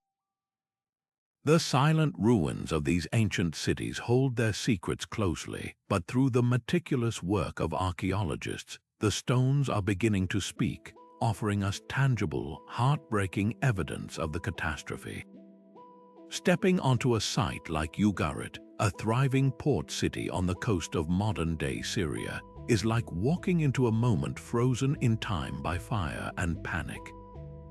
Excavations reveal a layer of ash and destruction so universal that there is no doubt the city met a violent end, but it's the intimate details within that layer that make the story real. We find workshops abandoned mid-task with half-finished ivory carvings left on the benches, as if the artisans simply stood up and fled. Hordes of precious goods meant for trade were hidden away by their owners who never returned to claim them. Most poignant of all are the clay tablets. At Ugarit, archaeologists found a kiln with clay tablets still inside, baked hard by the very fire that destroyed the city, preserving the final correspondence forever.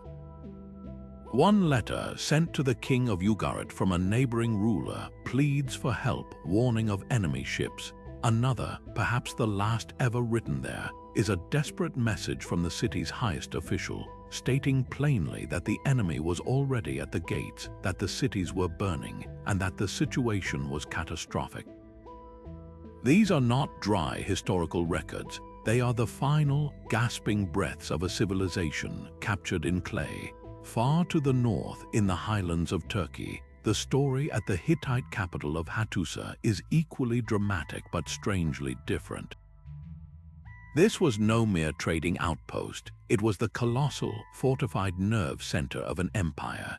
The scale of destruction is immense. Monumental walls show signs of intense fire, and grand temples were reduced to rubble. Yet there is a puzzling absence of the usual signs of a prolonged siege or a great final battle. Weapons are not scattered in the streets, and the bodies of defenders are not found where they fell. This has led to a compelling and chilling theory that Hattusa was systematically abandoned. Facing inevitable defeat, the remaining leadership may have made the conscious decision to evacuate, perhaps even setting the fires themselves to deny the city's wealth and symbolic power to their enemies. The most telling clue is the silence that followed. The vast royal archives containing thousands of tablets on law, religion, and diplomacy simply stop. The last records speak of desperate grain shipments that never arrived and frantic preparations for a threat that was already overwhelming them. The evidence at Hattusa points less to a single, dramatic invasion and more to a slow strangulation. A death by 1,000 cuts from famine, internal decay, and external pressure that finally caused the entire system to shut down. Beyond these famous capitals, the evidence paints a broader picture of a region-wide systems failure. At a site in Cyprus known as Palaiocastro, archaeologists unearthed a unique time capsule, a shipwreck now called the Uluburun wreck. This vessel, dating to the very eve of the collapse, was a floating microcosm of the Bronze Age world.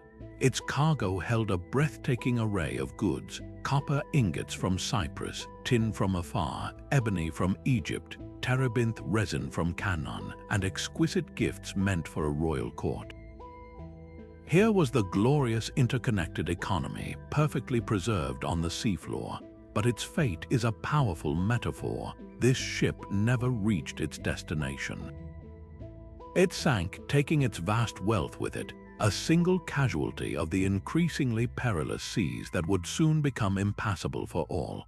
On land, scientists now use tools beyond the trowel to read the evidence. Paleoclimatologists studying ancient pollen samples from lakebed cores can track a dramatic shift in vegetation, showing a move towards drier, scrubby plants consistent with a prolonged drought. Chemists analyzing the layers of stalagmites in caves can read the history of rainfall seasons, and the data from this period shows a pronounced and extended drop in precipitation. This scientific evidence provides the crucial environmental backdrop to the human drama found in the ashes of Ugarit and Hattusa, confirming the ancient texts that spoke only of gods withholding the rain.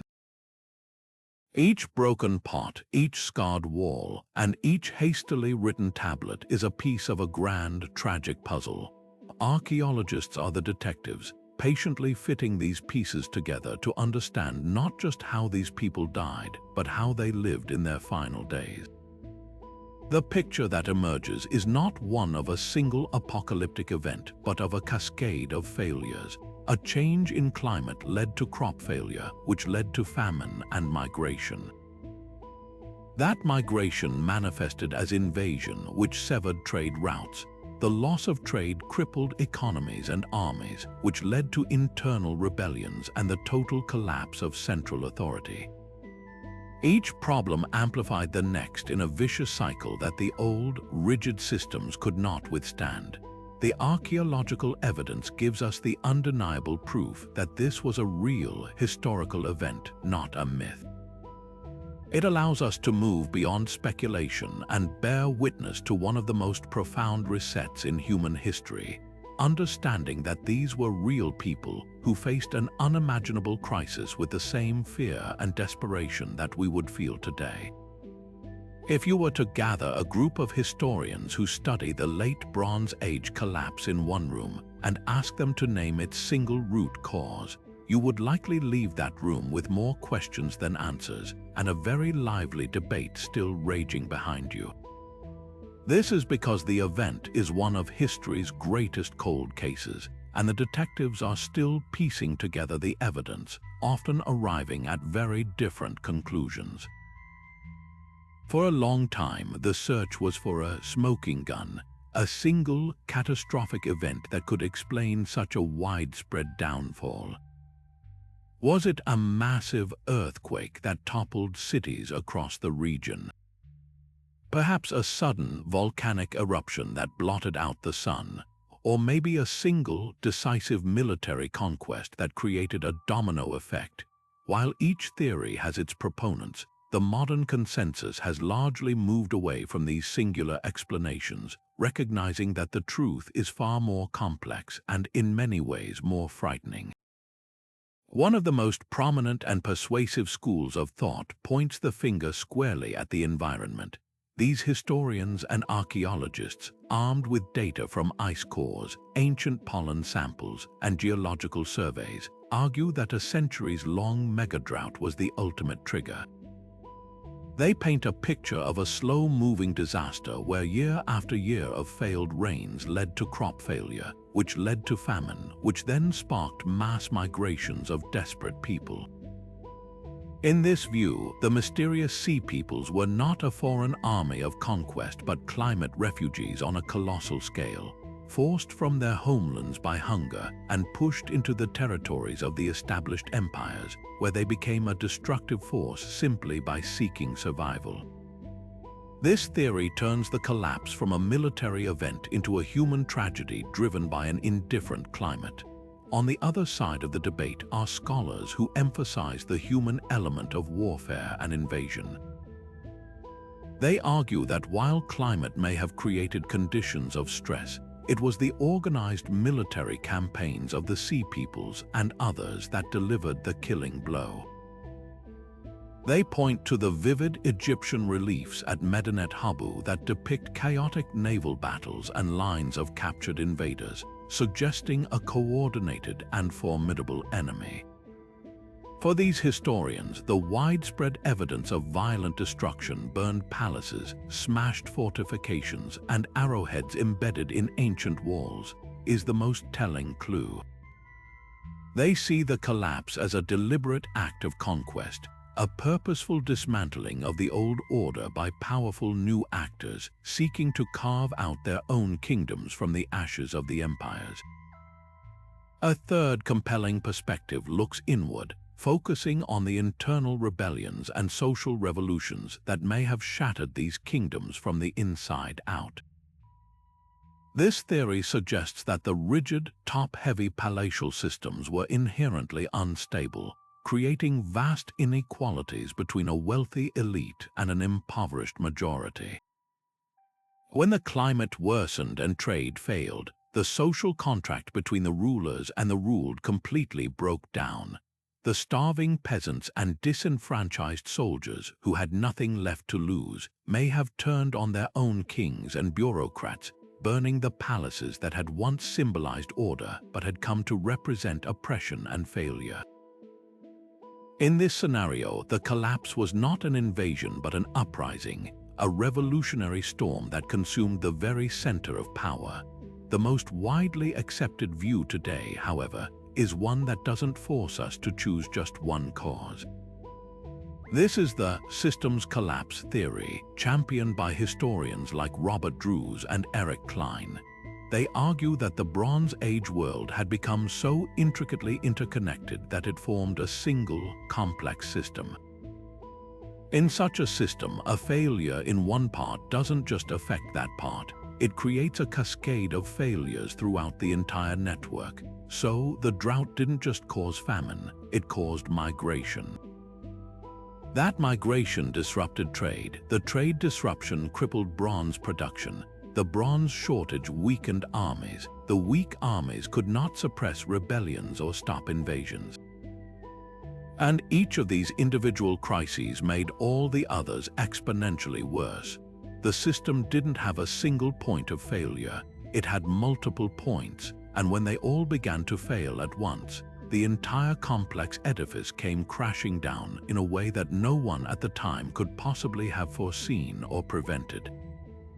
This system's approach doesn't provide a simple answer, but it provides a profoundly important one, reminding us that history is rarely about single causes and single effects, but about the unpredictable and often terrifying interplay of countless factors. And so, from the smoldering ruins and the deafening silence, a new world slowly, painstakingly began to take shape. The cataclysmic end of the Bronze Age was not a full stop in human history, but a brutal and necessary semicolon. It cleared away an old, rigid order that had become too brittle to adapt, and in doing so, it created a vast, open space for experimentation. This forced reset, as traumatic as it was, became the unlikely catalyst for a wave of innovations that would fundamentally define the next millennium, paving the way for the philosophical, political, and artistic triumphs of classical antiquity. The legacy of this collapse is a powerful testament to a paradoxical truth. Sometimes, for something new and resilient to be built, the old must first completely fall away. The most visible and transformative shift was the technological revolution that gave the ensuing era its name, the Iron Age. The scarcity that had crippled the bronze-based empires, the severed trade routes for tin and copper, forced a widespread adoption of ironworking. This was more than just a substitution of one metal for another. It was a democratization of power. Bronze production had been a state secret, tightly controlled by the palace because it required a complex international network. Iron, by contrast, was everywhere. Its ore could be found in local hills and bogs, accessible to any village with a skilled smith and a hot enough furnace. This meant military and economic power was no longer the exclusive domain of a king who could afford to import vast quantities of exotic metals. Smaller, more agile communities could now arm themselves effectively with weapons that were harder, sharper, and more affordable than their bronze predecessors. The age of the massed bronze chariot corps, the ultimate symbol of elite, centralized power, was over. The age of the citizen soldier armed with an iron sword was beginning, a shift that would eventually allow for the rise of the Greek hoplite phalanx and the Roman legion. This technological upheaval was mirrored by an equally profound political transformation. The collapse of the great palatial centers shattered the model of the god-king ruling over a centralized, bureaucratic command economy. In its place, a fascinating array of new political structures began to emerge, many of them experimenting with concepts of shared governance. In the Greek world, the Dark Age that followed the fall of the Mycenaean palaces eventually gave rise to the polis, the independent city-state. These were not ruled by absolute monarchs claiming divine right, but were often governed by councils of aristocrats or, in groundbreaking cases like Athens, by early forms of citizen participation and democracy.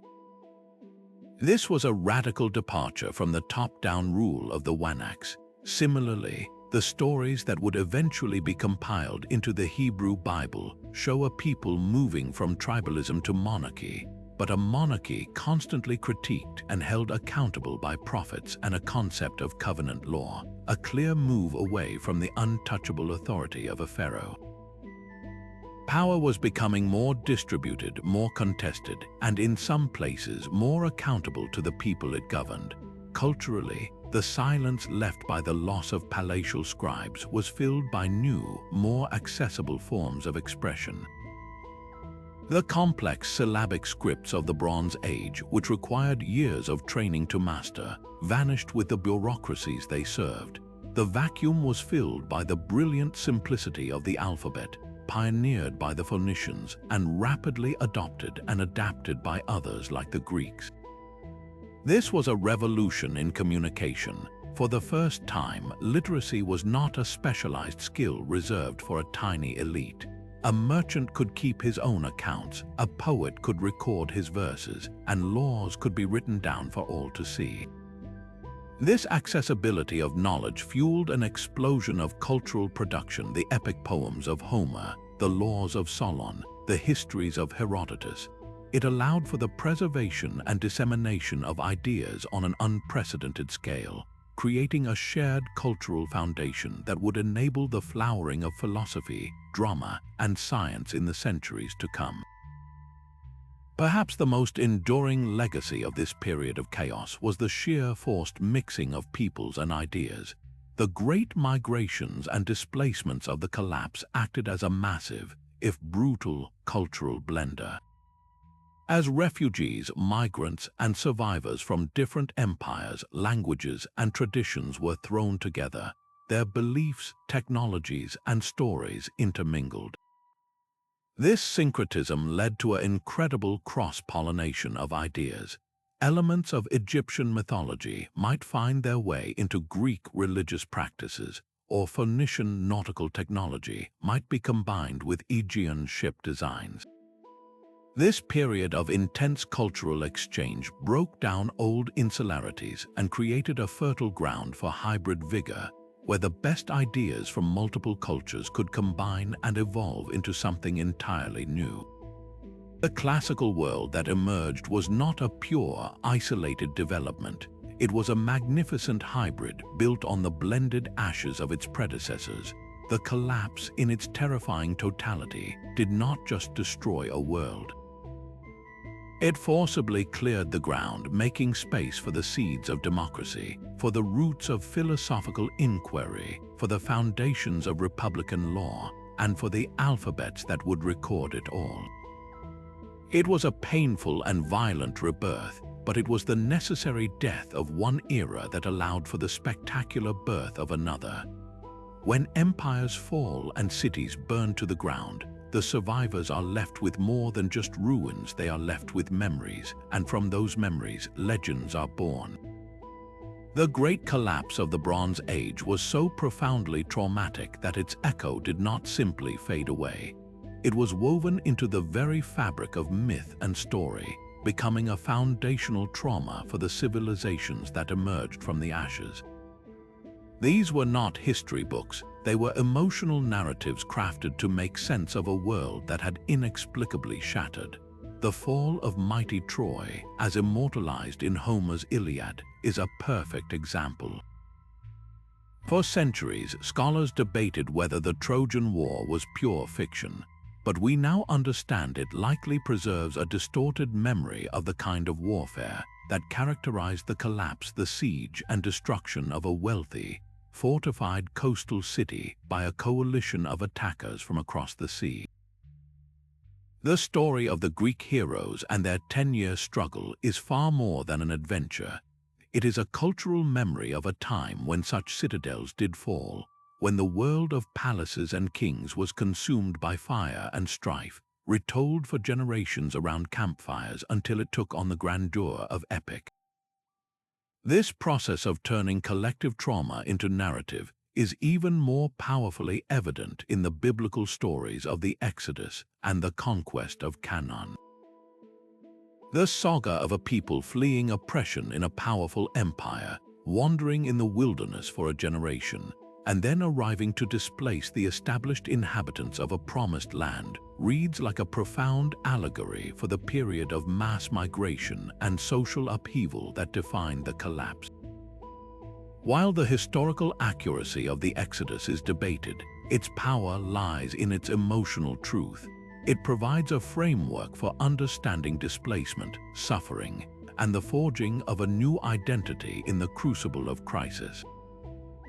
The collapse of the established Canaanite city-states, likely weakened by the same economic and environmental pressures that felled the great empires, created a power vacuum.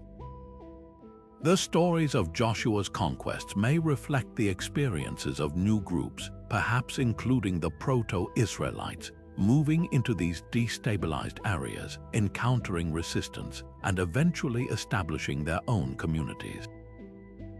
These were not straightforward histories but foundational myths that explained how a people came to be, defining themselves in opposition to the old, collapsed order and finding divine purpose in their struggle and survival. Even the broader Greek mythological tradition is saturated with themes of cataclysm and a lost golden age, the successive ages of man described by the poet Hesiod. From a golden age down to a violent, hard iron age feel like a poetic interpretation of civilizational decline. The numerous myths centered on the wrath of gods unleashing floods or other punishments upon humanity speak to a deep-seated cultural memory of natural disaster and divine abandonment. The great heroes of these myths, like Heracles who must perform impossible labors, often operate in a landscape that is already broken, filled with monsters and tyrants, reflecting a world where old certainties had vanished and chaos reigned. These stories served a crucial psychological purpose. They provided a way to process the inexplicable. How could such a sophisticated world vanish? Perhaps it was the judgment of the gods. Perhaps it was the work of great heroes or terrible monsters. By crafting these narratives, people could transform a random, terrifying event into a story with cause and effect, with moral lessons and ultimately with meaning. This human need to find a story in the chaos is perhaps the most enduring legacy of any collapse. The people of the post-Bronze Age world did not have satellites to track climate change or international correspondence to explain geopolitical shifts. They had oral tradition and a powerful drive to make sense of their past. In the process, they did not preserve factual history, but they preserved something equally valuable: the emotional truth of the experience, the fear, the loss, the resilience, and the hope for a new beginning. These myths became the bedrock of new cultural identities, providing a shared past for people who were often a mixture of survivors, migrants, and locals. They are a powerful reminder that history is not just written by the victors, it is also sung by the survivors, and in their songs, the memory of a great catastrophe never truly dies, but is transformed into a source of strength and a guide for the future. It's one thing to describe the collapse as a series of events: drought, invasion, rebellion, but to truly understand its mechanics, we need to look through an economic lens. Modern economists, armed with sophisticated models designed to analyze contemporary market crashes and supply chain failures, have turned their attention to this ancient catastrophe, and their insights are utterly fascinating. They're applying frameworks like dependency theory and resilience analysis to a 3,000-year-old crisis, and in doing so, they're revealing that the principles of economic behavior are truly universal, transcending centuries and technologies. This interdisciplinary dialogue doesn't just help historians, it offers profound lessons for our own globally connected and vulnerable world. Consider dependency theory, which argues that core, wealthy economies can, often unintentionally, stunt the development of peripheral regions by making them dependent on exporting raw materials. Now transpose that idea onto the Bronze Age. The great empires Egypt, Hittite, Mycenaean were the cause. Their wealth and power were fundamentally dependent on a constant flow of raw materials from the periphery: copper from Cyprus, tin from distant Afghanistan or beyond, timber from the Levant. Peripheral regions became specialized extractors for this system. This created a deeply uneven and fragile relationship. The cores grew incredibly sophisticated and complex, but this sophistication was built on a foundation that was outside their direct control. When the system was healthy, it was a golden age of international trade. But when the system was shocked by climate change or violence, those core regions had no plan B. They were addicted to resources they couldn't produce themselves, and the entire edifice of their civilization went into withdrawal. This ancient dynamic perfectly illustrates the risks of over-specialization and deep external dependency, a warning that resonates powerfully with modern nations reliant on a single export or a fragile global supply chain for critical goods. Alongside this, the concept of resilience analysis provides a complementary and crucial perspective. Resilience theory examines a system's ability to absorb shocks, adapt to changing conditions, and ultimately transform without collapsing. The palatial economies of the Bronze Age were the opposite of resilient. They were what experts call brittle. They were highly optimized and efficient for a very specific set of stable conditions. Think of them as a magnificent, ancient supercomputer, incredibly powerful when everything is working, but a single power surge could fry the entire machine. Their efficiency came at the cost of redundancy. There were no backup trade routes, no diversified agricultural practices, no decentralized stockpiles of grain or metal. When the drought hit, the centralized grain stores were the only answer, and when those were empty, there was nothing. When piracy severed the maritime tin routes, there was no alternative source.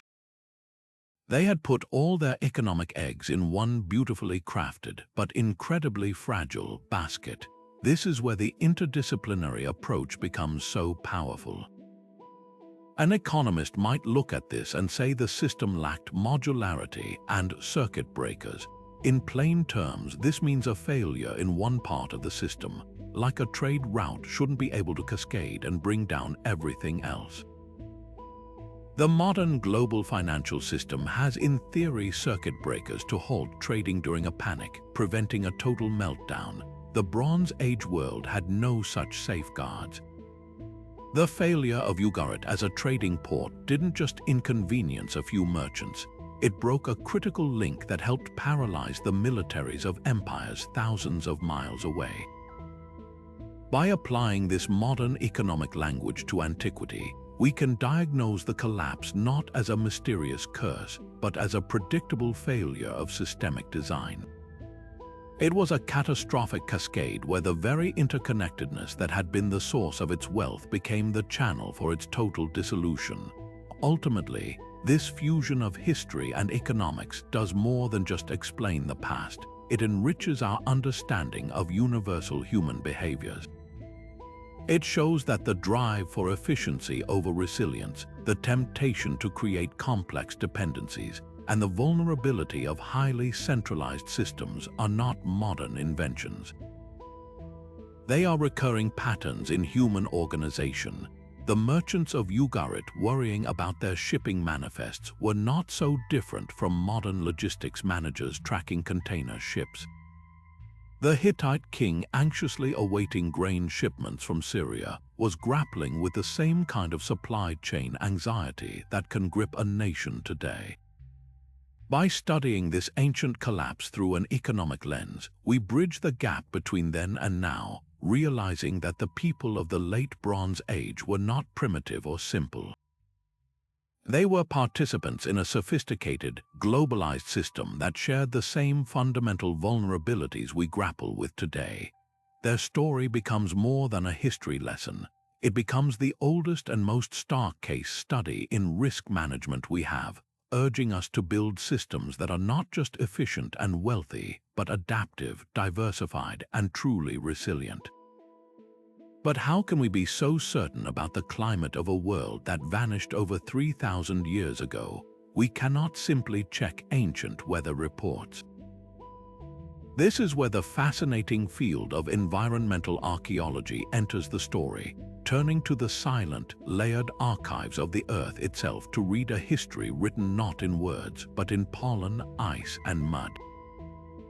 By drilling deep into polar ice caps, extracting cores from the bottom of ancient lakes, and analyzing layers of sediment, scientists have uncovered a chillingly clear record of a planet in distress, providing the crucial physical evidence that the historical and archaeological clues were pointing towards all along. This isn't speculation, it's data. and it paints a picture of a climatic nightmare that would have challenged even the most resilient society. Consider the work of paleoclimatologists studying ice cores from glaciers in Greenland. These pristine layers of ancient ice are like a time capsule, trapping tiny bubbles of the atmosphere from thousands of years ago. By analyzing the chemical composition of these bubbles, specifically the ratio of different oxygen isotopes, scientists can reconstruct past temperature records with astonishing accuracy. The data from cores dating to the late 13th and early 12th centuries BCE show a pronounced and sustained drop in temperatures. This wasn't just a few cold winters. This was a significant cooling trend that would have shortened growing seasons and disrupted weather patterns across the northern hemisphere. A degree or two of cooling may not sound like much to us today, but for an agricultural society living on the margin, it could be the difference between a harvest that feeds a city and a harvest that leads to famine. On the other side of the equation, and perhaps even more critically, is the evidence for devastating drought. This comes from a different kind of natural archive, lakebed sediments. Researchers travel to ancient lakes and wetlands across the eastern Mediterranean, places like the Dead Sea or Lake Van in Turkey, and use specialized equipment to extract long, cylindrical cores of the mud and silt that has accumulated over millennia. Within this mud is a hidden history of local plant life in the form of fossilized pollen grains. By meticulously identifying and counting these pollen grains layer by layer, scientists can track exactly what was growing in the region at any given point in time. The findings from cores spanning the collapse period are stark and unanimous.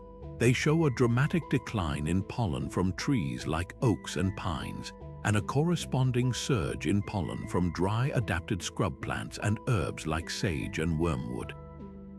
This ecological shift is a classic signature of prolonged, severe drought.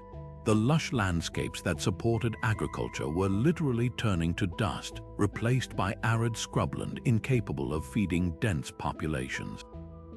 When you combine this evidence, the ice cores telling us it got colder and the pollen cores telling us it got drier, you have a recipe for an agricultural disaster of epic proportions. The empires of the late Bronze Age were almost entirely dependent on rain-fed agriculture. Their crops, primarily wheat and barley, relied on predictable seasonal rains.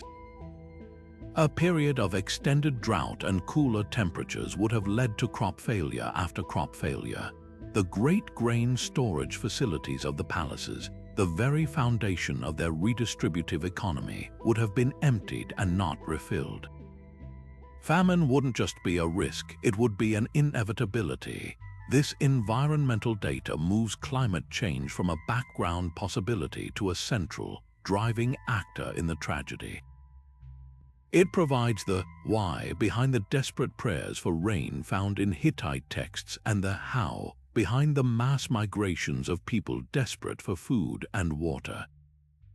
This scientific detective work does not diminish the role of human actors like the sea peoples or internal rebellions. Instead, it provides the essential context for their actions. A migrating population is often called an invading army by the people whose land they enter, but environmental archaeology helps us ask a more nuanced question: what pushes an entire population to migrate in the first place? The answer very often is a collapsing ecosystem. The same droughts that were starving the Hittites and the Mycenaeans were also likely ravaging the homelands of the groups we call the Sea Peoples. They weren't necessarily bloodthirsty conquerors. They may have been desperate climate refugees, moving en masse with their families in a frantic search for arable land and reliable water sources. Their violent arrival on the coast of Egypt and the Levant being the final, destructive symptom of a planetary fever, not its cause. The story environmental archaeology tells is ultimately one of profound interconnection, proving that human history and natural history are not separate threads, but are tightly woven together, and that a shift in the global climate can, quite literally, rewrite the destiny of civilizations. When the foundations of your world are crumbling, the weight of impossible choices falls squarely on the shoulders of those in charge. The rulers of the late Bronze Age empires were not just kings or pharaohs. They were seen as the chief priests, the supreme military commanders, and the ultimate economic administrators, the vital link between the gods and the people. Their response to the cascading crises of the 12th century BCE was a masterclass in human leadership under pressure, a spectrum of reactions that ranged from disastrous rigidity to remarkable resilience. Their stories are not just ancient history, they are a timeless study in how leadership, more than any wall or army, can determine whether a society unravels into extinction or adapts and endures. Consider the fate of the last king of Ugarit, a man named Amurapi. As his world fell apart, his decisions were preserved in those final, frantic clay letters. When the king of Alashia, modern-day Cyprus, wrote to him pleading for help against the enemy ships, Amurapi's reply was one of devastating impotence. He essentially said, "My troops and ships are already committed elsewhere, defending my own coast. What can I do?" This was a leader trapped in the old paradigm, trying to respond to a systemic, region-wide collapse with the same isolated, piecemeal strategies that might have worked against a localized threat a century before. He was playing by the rules of a game that had already ended. His administration continued to function right up to the moment the city burned, with scribes still recording the deployment of a handful of guards to watch the coast, a tragically inadequate response to an existential tsunami. This was a failure of imagination and flexibility. Amurapi could not see that the old alliances and the old ways of thinking were obsolete. His leadership was characterized by a desperate adherence to a broken system, a commitment to business as usual even as the usual was vanishing in flames around him. The result was the total and complete erasure of his kingdom. In stark contrast, we have the response of the Egyptian pharaohs, particularly Ramesses III. Faced with the same overwhelming threat of the Sea Peoples, Ramesses did not dither or offer excuses. He recognized the scale of the danger and mobilized the entire nation for total war. The reliefs at his mortuary temple at Medinet Habu are not just propaganda. They are a record of a massive, coordinated, and incredibly expensive military mobilization. He reorganized his forces, built new ships specifically designed for naval combat against the enemy's vessels, and met the threat head-on at the Nile Delta and in Palestine. This was leadership defined by decisive action and radical adaptation. He understood that this was not a time for half measures. However, Ramesses's leadership also reveals a crucial trade-off. His victories saved Egypt from conquest, but they bankrupted the state. The cost of this total war effort drained the royal treasuries and ended Egypt's empire forever. His was a strategy of survival through triage, choosing to save the heartland at the cost of the limbs. It was a brutal, pragmatic calculation that required immense foresight, the foresight to see that preserving the core of the civilization was more important than clinging to every far-flung territory. He adapted to the new reality by consciously downsizing Egypt's ambitions, a painful but necessary choice that allowed pharaonic culture to endure for another millennium, albeit in a diminished form. Perhaps the most subtle and intriguing leadership lesson comes from the silence of the Hittite capital, Hattusa.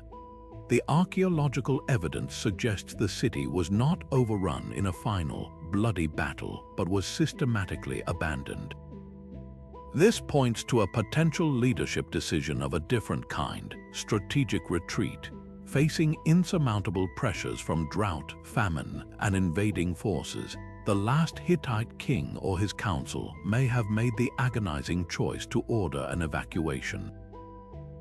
This would have been an act of incredible courage and humility to willingly abandon the sacred, centuries-old capital, the very symbol of imperial power, in order to save the people. It is a concept modern strategists call retreat to advance. By giving up the indefensible geographic center, they might have hoped to preserve the human capital, the royal lineage, and the core rituals elsewhere. We see echoes of this in the so-called Neo-Hittite states that later emerged in Syria, smaller kingdoms that carried on Hittite cultural traditions long after the heartland was empty. This suggests that a faction of the leadership successfully managed a controlled dissolution, trading an empire for a chance at cultural survival. It was an acceptance of a new, harsher reality and a pivot to a completely different model of existence. The common thread separating success from failure was a leader's capacity for cognitive flexibility, the ability to let go of outdated assumptions and see the world as it truly was, not as it once had been. The rulers who failed were trapped in what we might now call fighting the last war. They applied the solutions of the past to the unprecedented problems of the present. The leaders who succeeded, like Ramesses III, possessed the foresight to understand the transformative nature of the crisis and the willingness to make painful, unpopular decisions for long-term survival. They prioritized the preservation of their people and their core identity over the preservation of their pride or their palaces. Their legacies teach us that in a true collapse, leadership is not about restoring the old order. It is about having the wisdom to recognize what is essential, the courage to let go of what is not, and the flexibility to build something new, however humble, from the pieces that remain. But how does a civilization process a trauma of this magnitude? When the dust settled and the fires burned out, the survivors were left with more than just ruins, they were left with memories. And in the absence of written histories, those memories were woven into the very fabric of their identity, transforming from raw events into powerful stories, myths, and foundational truths. This process of cultural memory is not just a passive remembering, it is an active force that shapes how a society understands itself, its place in the world, and its aspirations for the future. The way these post-collapse cultures chose to remember the catastrophe would dictate the course of their development for centuries to come, turning a historical event into a moral compass. For some, the collapse was interpreted as a form of divine judgment, a necessary cleansing of a corrupt and decadent old order. We see this theme powerfully expressed in the prophetic traditions that would eventually be woven into the Hebrew Bible. The narratives of the Exodus and the conquest of Canaan can be read as a profound commentary on the fallen Bronze Age world. Egypt and the Canaanite city-states are portrayed as oppressive, idolatrous empires, their power and grandeur recast as symbols of moral failure. The collapse in this telling was not a random disaster but a purposeful act of a righteous God, liberating his people and punishing their oppressors. This framing provided a powerful and empowering explanation for the suffering. It had meaning. It was a test, a punishment, and ultimately a promise of a covenantal relationship with a God who demanded ethical behavior, justice for the poor, care for the stranger, and fidelity to the law as the price of survival. This cultural memory didn't just explain the past. It prescribed a blueprint for a new kind of society, one built on moral imperatives rather than just palatial granaries. In stark contrast, the emerging Greek world mythologized the collapse not as a divine judgment, but as the end of a heroic age. The Homeric epics, the Iliad and the Odyssey, are the most magnificent examples of this. They are not historical accounts, but they are historical products, born from centuries of oral tradition that preserved a garbled yet potent memory of the world before the fall. The great citadels like Mycenae and Pylos become the settings for stories of larger-than-life heroes like Achilles and Odysseus, whose personal dramas and epic battles overshadow the complex economic and political realities of the actual palatial period. The true cause of the collapse, the drought, the trade breakdown, the systemic failure, is forgotten, replaced by a story about a beautiful woman, a wooden horse, and the wrath of a great warrior. This was a crucial act of cultural alchemy. By transforming a traumatic, chaotic collapse into a legendary age of heroes, the Greeks of the subsequent Dark Age and Archaic period created a glorious past to aspire to. They turned the ruins that dotted their landscape from reminders of a failure into monuments to ancestral valor. This heroic memory became a source of immense cultural pride, a foundation for a shared pan-Hellenic identity that would later fuel the classical Golden Age. It provided a model of excellence, or arete, that valued individual prowess, cunning, and honor, values that were far more relevant to the smaller, more competitive city-states of the Iron Age than the bureaucratic ethos of the forgotten Mycenaean scribes. Their memory was selective and romanticized, but it was also incredibly generative, providing the raw material for their art, their literature, and their understanding of what it meant to be Greek. This long shadow of historical events shaped by cultural memory demonstrates that the past is never truly past. It is constantly being renegotiated and repurposed to serve the needs of the present. A society that remembered the collapse as a punishment for sin built itself around laws and religious covenant. A society that remembered it as a heroic age built itself around ideals of glory and human achievement. These memories became self-fulfilling prophecies, guiding their political choices, their artistic expressions, and their very sense of purpose. The trauma of the 12th century BCE did not end when the last palace burned. It echoed through the centuries, its meaning contested and reshaped, proving that how we choose to remember a catastrophe can be just as world-shaping as the event itself. While the academic debates and archaeological findings provide the facts, it is often through popular culture that most people first encounter the drama of the Bronze Age collapse. Films, best-selling novels, and blockbuster video games have a unique power to bring this distant era to life, painting its downfall with broad, spectacular strokes that capture the imagination on a global scale. These creative works typically frame the period as a grand, mysterious adventure, a dark age where civilizations vanished almost overnight, leaving behind a world ripe for exploration, conquest, and discovery. This approach turns a complex historical event into an exhilarating backdrop for heroism and intrigue, making the ancient past feel immediate and thrilling. A player leading a civilization in a strategy game like the Civilization series experiences the fragility of their bronze-based empire first, and when trade routes are cut and barbarian hordes emerge from the fog of war. This interactive experience, while simplified, creates a visceral, personal understanding of the systemic pressures that historians describe, allowing players to feel the weight of leadership during a crisis. However, the very nature of entertainment demands a focus on narrative punch over pedagogical precision, which often leads to widespread misconceptions. The enigmatic sea peoples are a prime example. They are frequently portrayed as a unified, faceless horde of destructive invaders, a single evil force hell-bent on annihilation. This caricature ignores the compelling scholarly theory that they were likely a complex mixture of displaced peoples, climate refugees, and opportunistic pirates, a symptom of the wider collapse rather than its sole cause.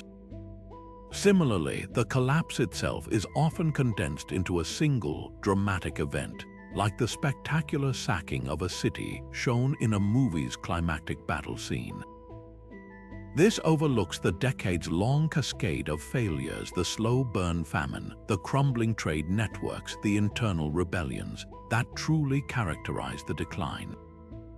These creative choices, while effective for storytelling, can leave audiences with a skewed perception of history, simplifying a multifaceted tragedy into a straightforward tale of good versus evil or a sudden apocalyptic event.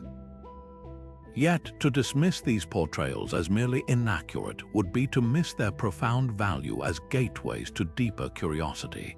A viewer who sees the fall of a great city in a television series might be inspired to search online for the real history of Ugarit. A reader captivated by a historical novel set in the court of the last Hittite king might pick up a non-fiction book by an archaeologist to learn more. This spark of interest is an invaluable gift that popular media offers to the field of history. It creates a hook, a point of entry that academic journals and textbooks often lack for the casual learner. The key is for creators to strike a balance, using their artistic license to captivate while also nodding toward historical plausibility, perhaps through detailed settings, accurate costumes and armor, or supplemental materials that distinguish between fact and fiction. The responsibility then extends to the audience and educators to use these cultural touchstones as a starting point for a more nuanced conversation. Engaging with popular media critically becomes an exercise in media literacy. We can enjoy a thrilling film about the Trojan War while also discussing what the epic of the Iliad gets wrong about Mycenaean warfare. We can appreciate a video game's mechanics while also exploring the real economic reasons why bronze became so scarce. This dialogue transforms passive consumption into active learning, where the exciting version of events serves as a map leading to the richer, more complex truth. Ultimately, the portrayal of the Bronze Age collapse in popular culture is a double-edged sword, but its power to attract a mass audience to this pivotal moment in history makes it an indispensable ally in keeping the stories of these ancient people alive and relevant for each new generation. And so we arrive at the end of our journey, not at a full stop, but at a moment of profound reflection.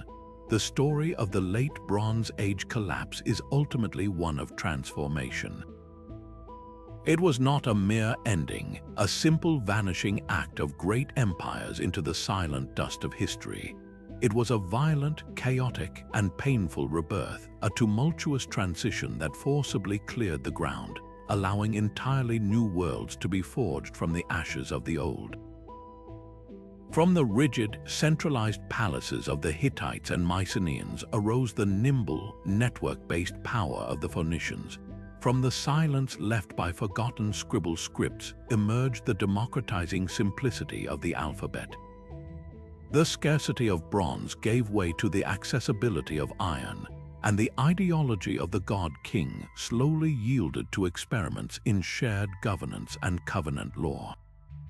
This was not a dark age of emptiness, but a necessary period of incubation, where the constraints of a brittle old order were shattered, making space for innovation that would one day define the classical world.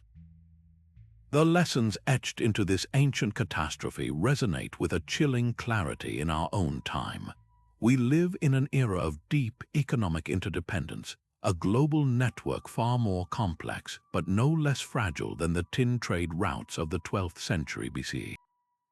Our just-in-time supply chains and specialized production are modern versions of the palatial economy, incredibly efficient and prosperous, yet vulnerable to cascading failure from a single shock. The environmental pressures they faced, prolonged drought, shifting climate patterns, agricultural failure, mirror the existential challenges we are just beginning to confront on a planetary scale. Their experience screams a warning across the millennia about the dangers of building civilizations on foundations of extreme specialization and centralized control without building in buffers, redundancy, and resilience. Yet the most enduring message is not one of despair, but of hope rooted in human resilience. The collapse did not eradicate humanity, it forced a recalibration. It demonstrated our species' incredible capacity to adapt, to innovate under pressure, and to find new ways to organize and find meaning even after the most devastating losses. The survivors did not try to rebuild the exact same world that had failed them. They learned from its mistakes. They diversified their economies, decentralized power, and strengthened local community bonds.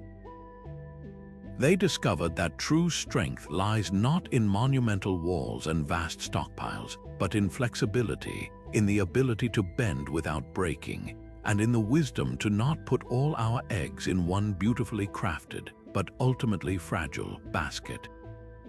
This ancient story is more than a history lesson. It is a mirror held up to our own globalized society, reflecting both our vulnerabilities and our potential.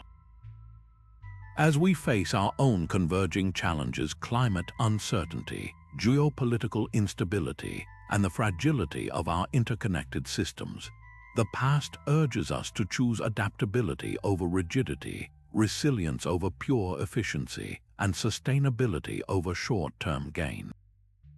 It invites us to build societies that are not just wealthy and powerful, but that are also wise, equitable, and capable of weathering the storms that are sure to come. Thank you for joining this exploration of one of history's great turning points. If this journey into the past has given you a new perspective on the present, feel free to share your thoughts in the comments below. And for more voyages into the mysteries that shaped our world, be sure